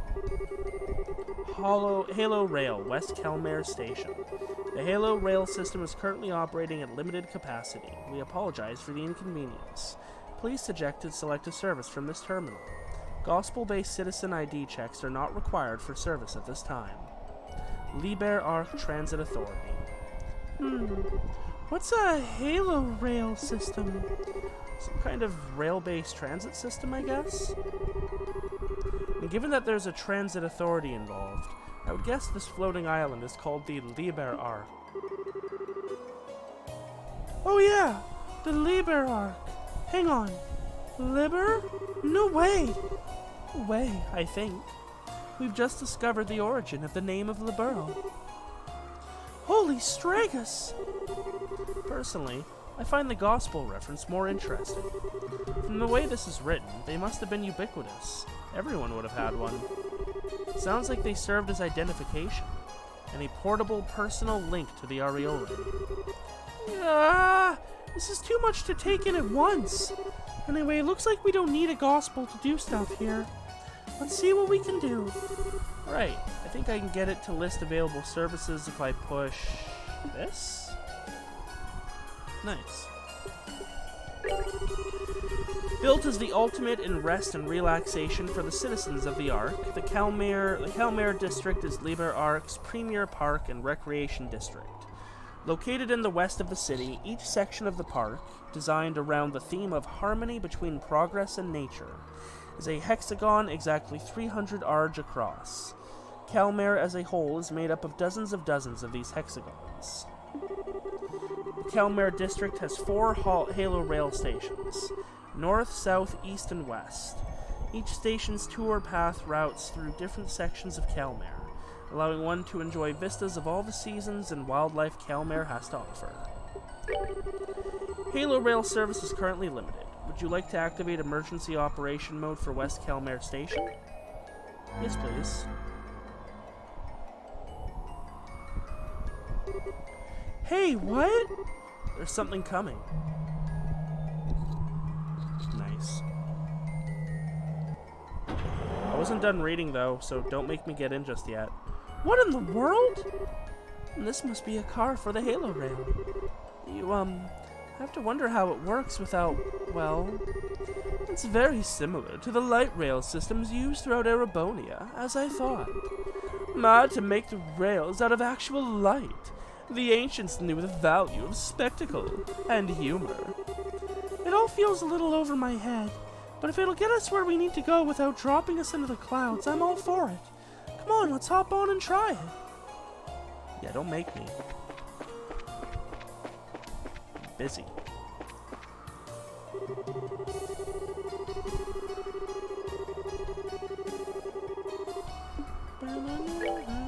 Oh, cool. We can make sapphire and ruby gems here. That's neat. In the event of service disruption of the Halo rail, a gate may be unlocked at each station, leading to substratum access passages. In accordance with emergency protocols, the station's gate can be unlocked. Sure.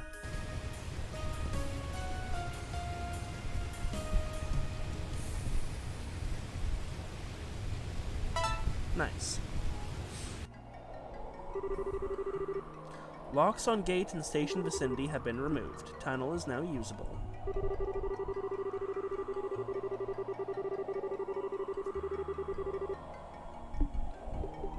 Sea service, okay.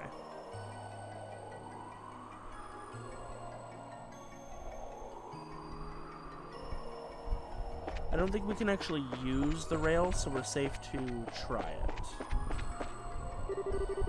Currently, no other stations are operating in emergency operations mode. We are sorry, but the Halo Rail service is not currently available. Real informative. Thanks, creepy disembodied voice. Sounds like the other stations need to be in this emergency operations mode if we intend to get around. For now, I'm afraid the Halo Rail isn't much use to us. Nuts. And here I was getting hopeful for once. Well, let's see if we can find another way around. Alright, and now we head to the...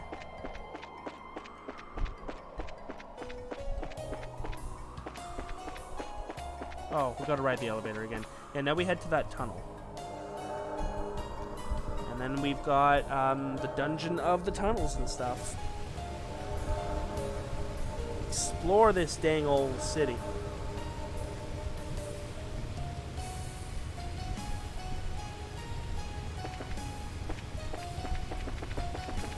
Whee! Liber Arc Tunnels 1. Cool. Well, that is us at about time. I don't know if we'll be able to get through it all next stream. I'll read ahead a little bit, but it might take us 2 streams to do this one. I'll double check stream schedule too. I might be able to do an extended stream so that we can just knock it out, but you know, we'll see how it goes. Either way, thank you to everyone for joining me for tonight. That certainly was a lot of excitement. I hope you enjoyed story time at the beginning. And I'll see you next time for potentially the finale, or at the very least the penultimate stream before Trails in the Sky SC. Well, I should save like 6 times. Save. Beautiful. 112 hours, no big. Good night, everyone.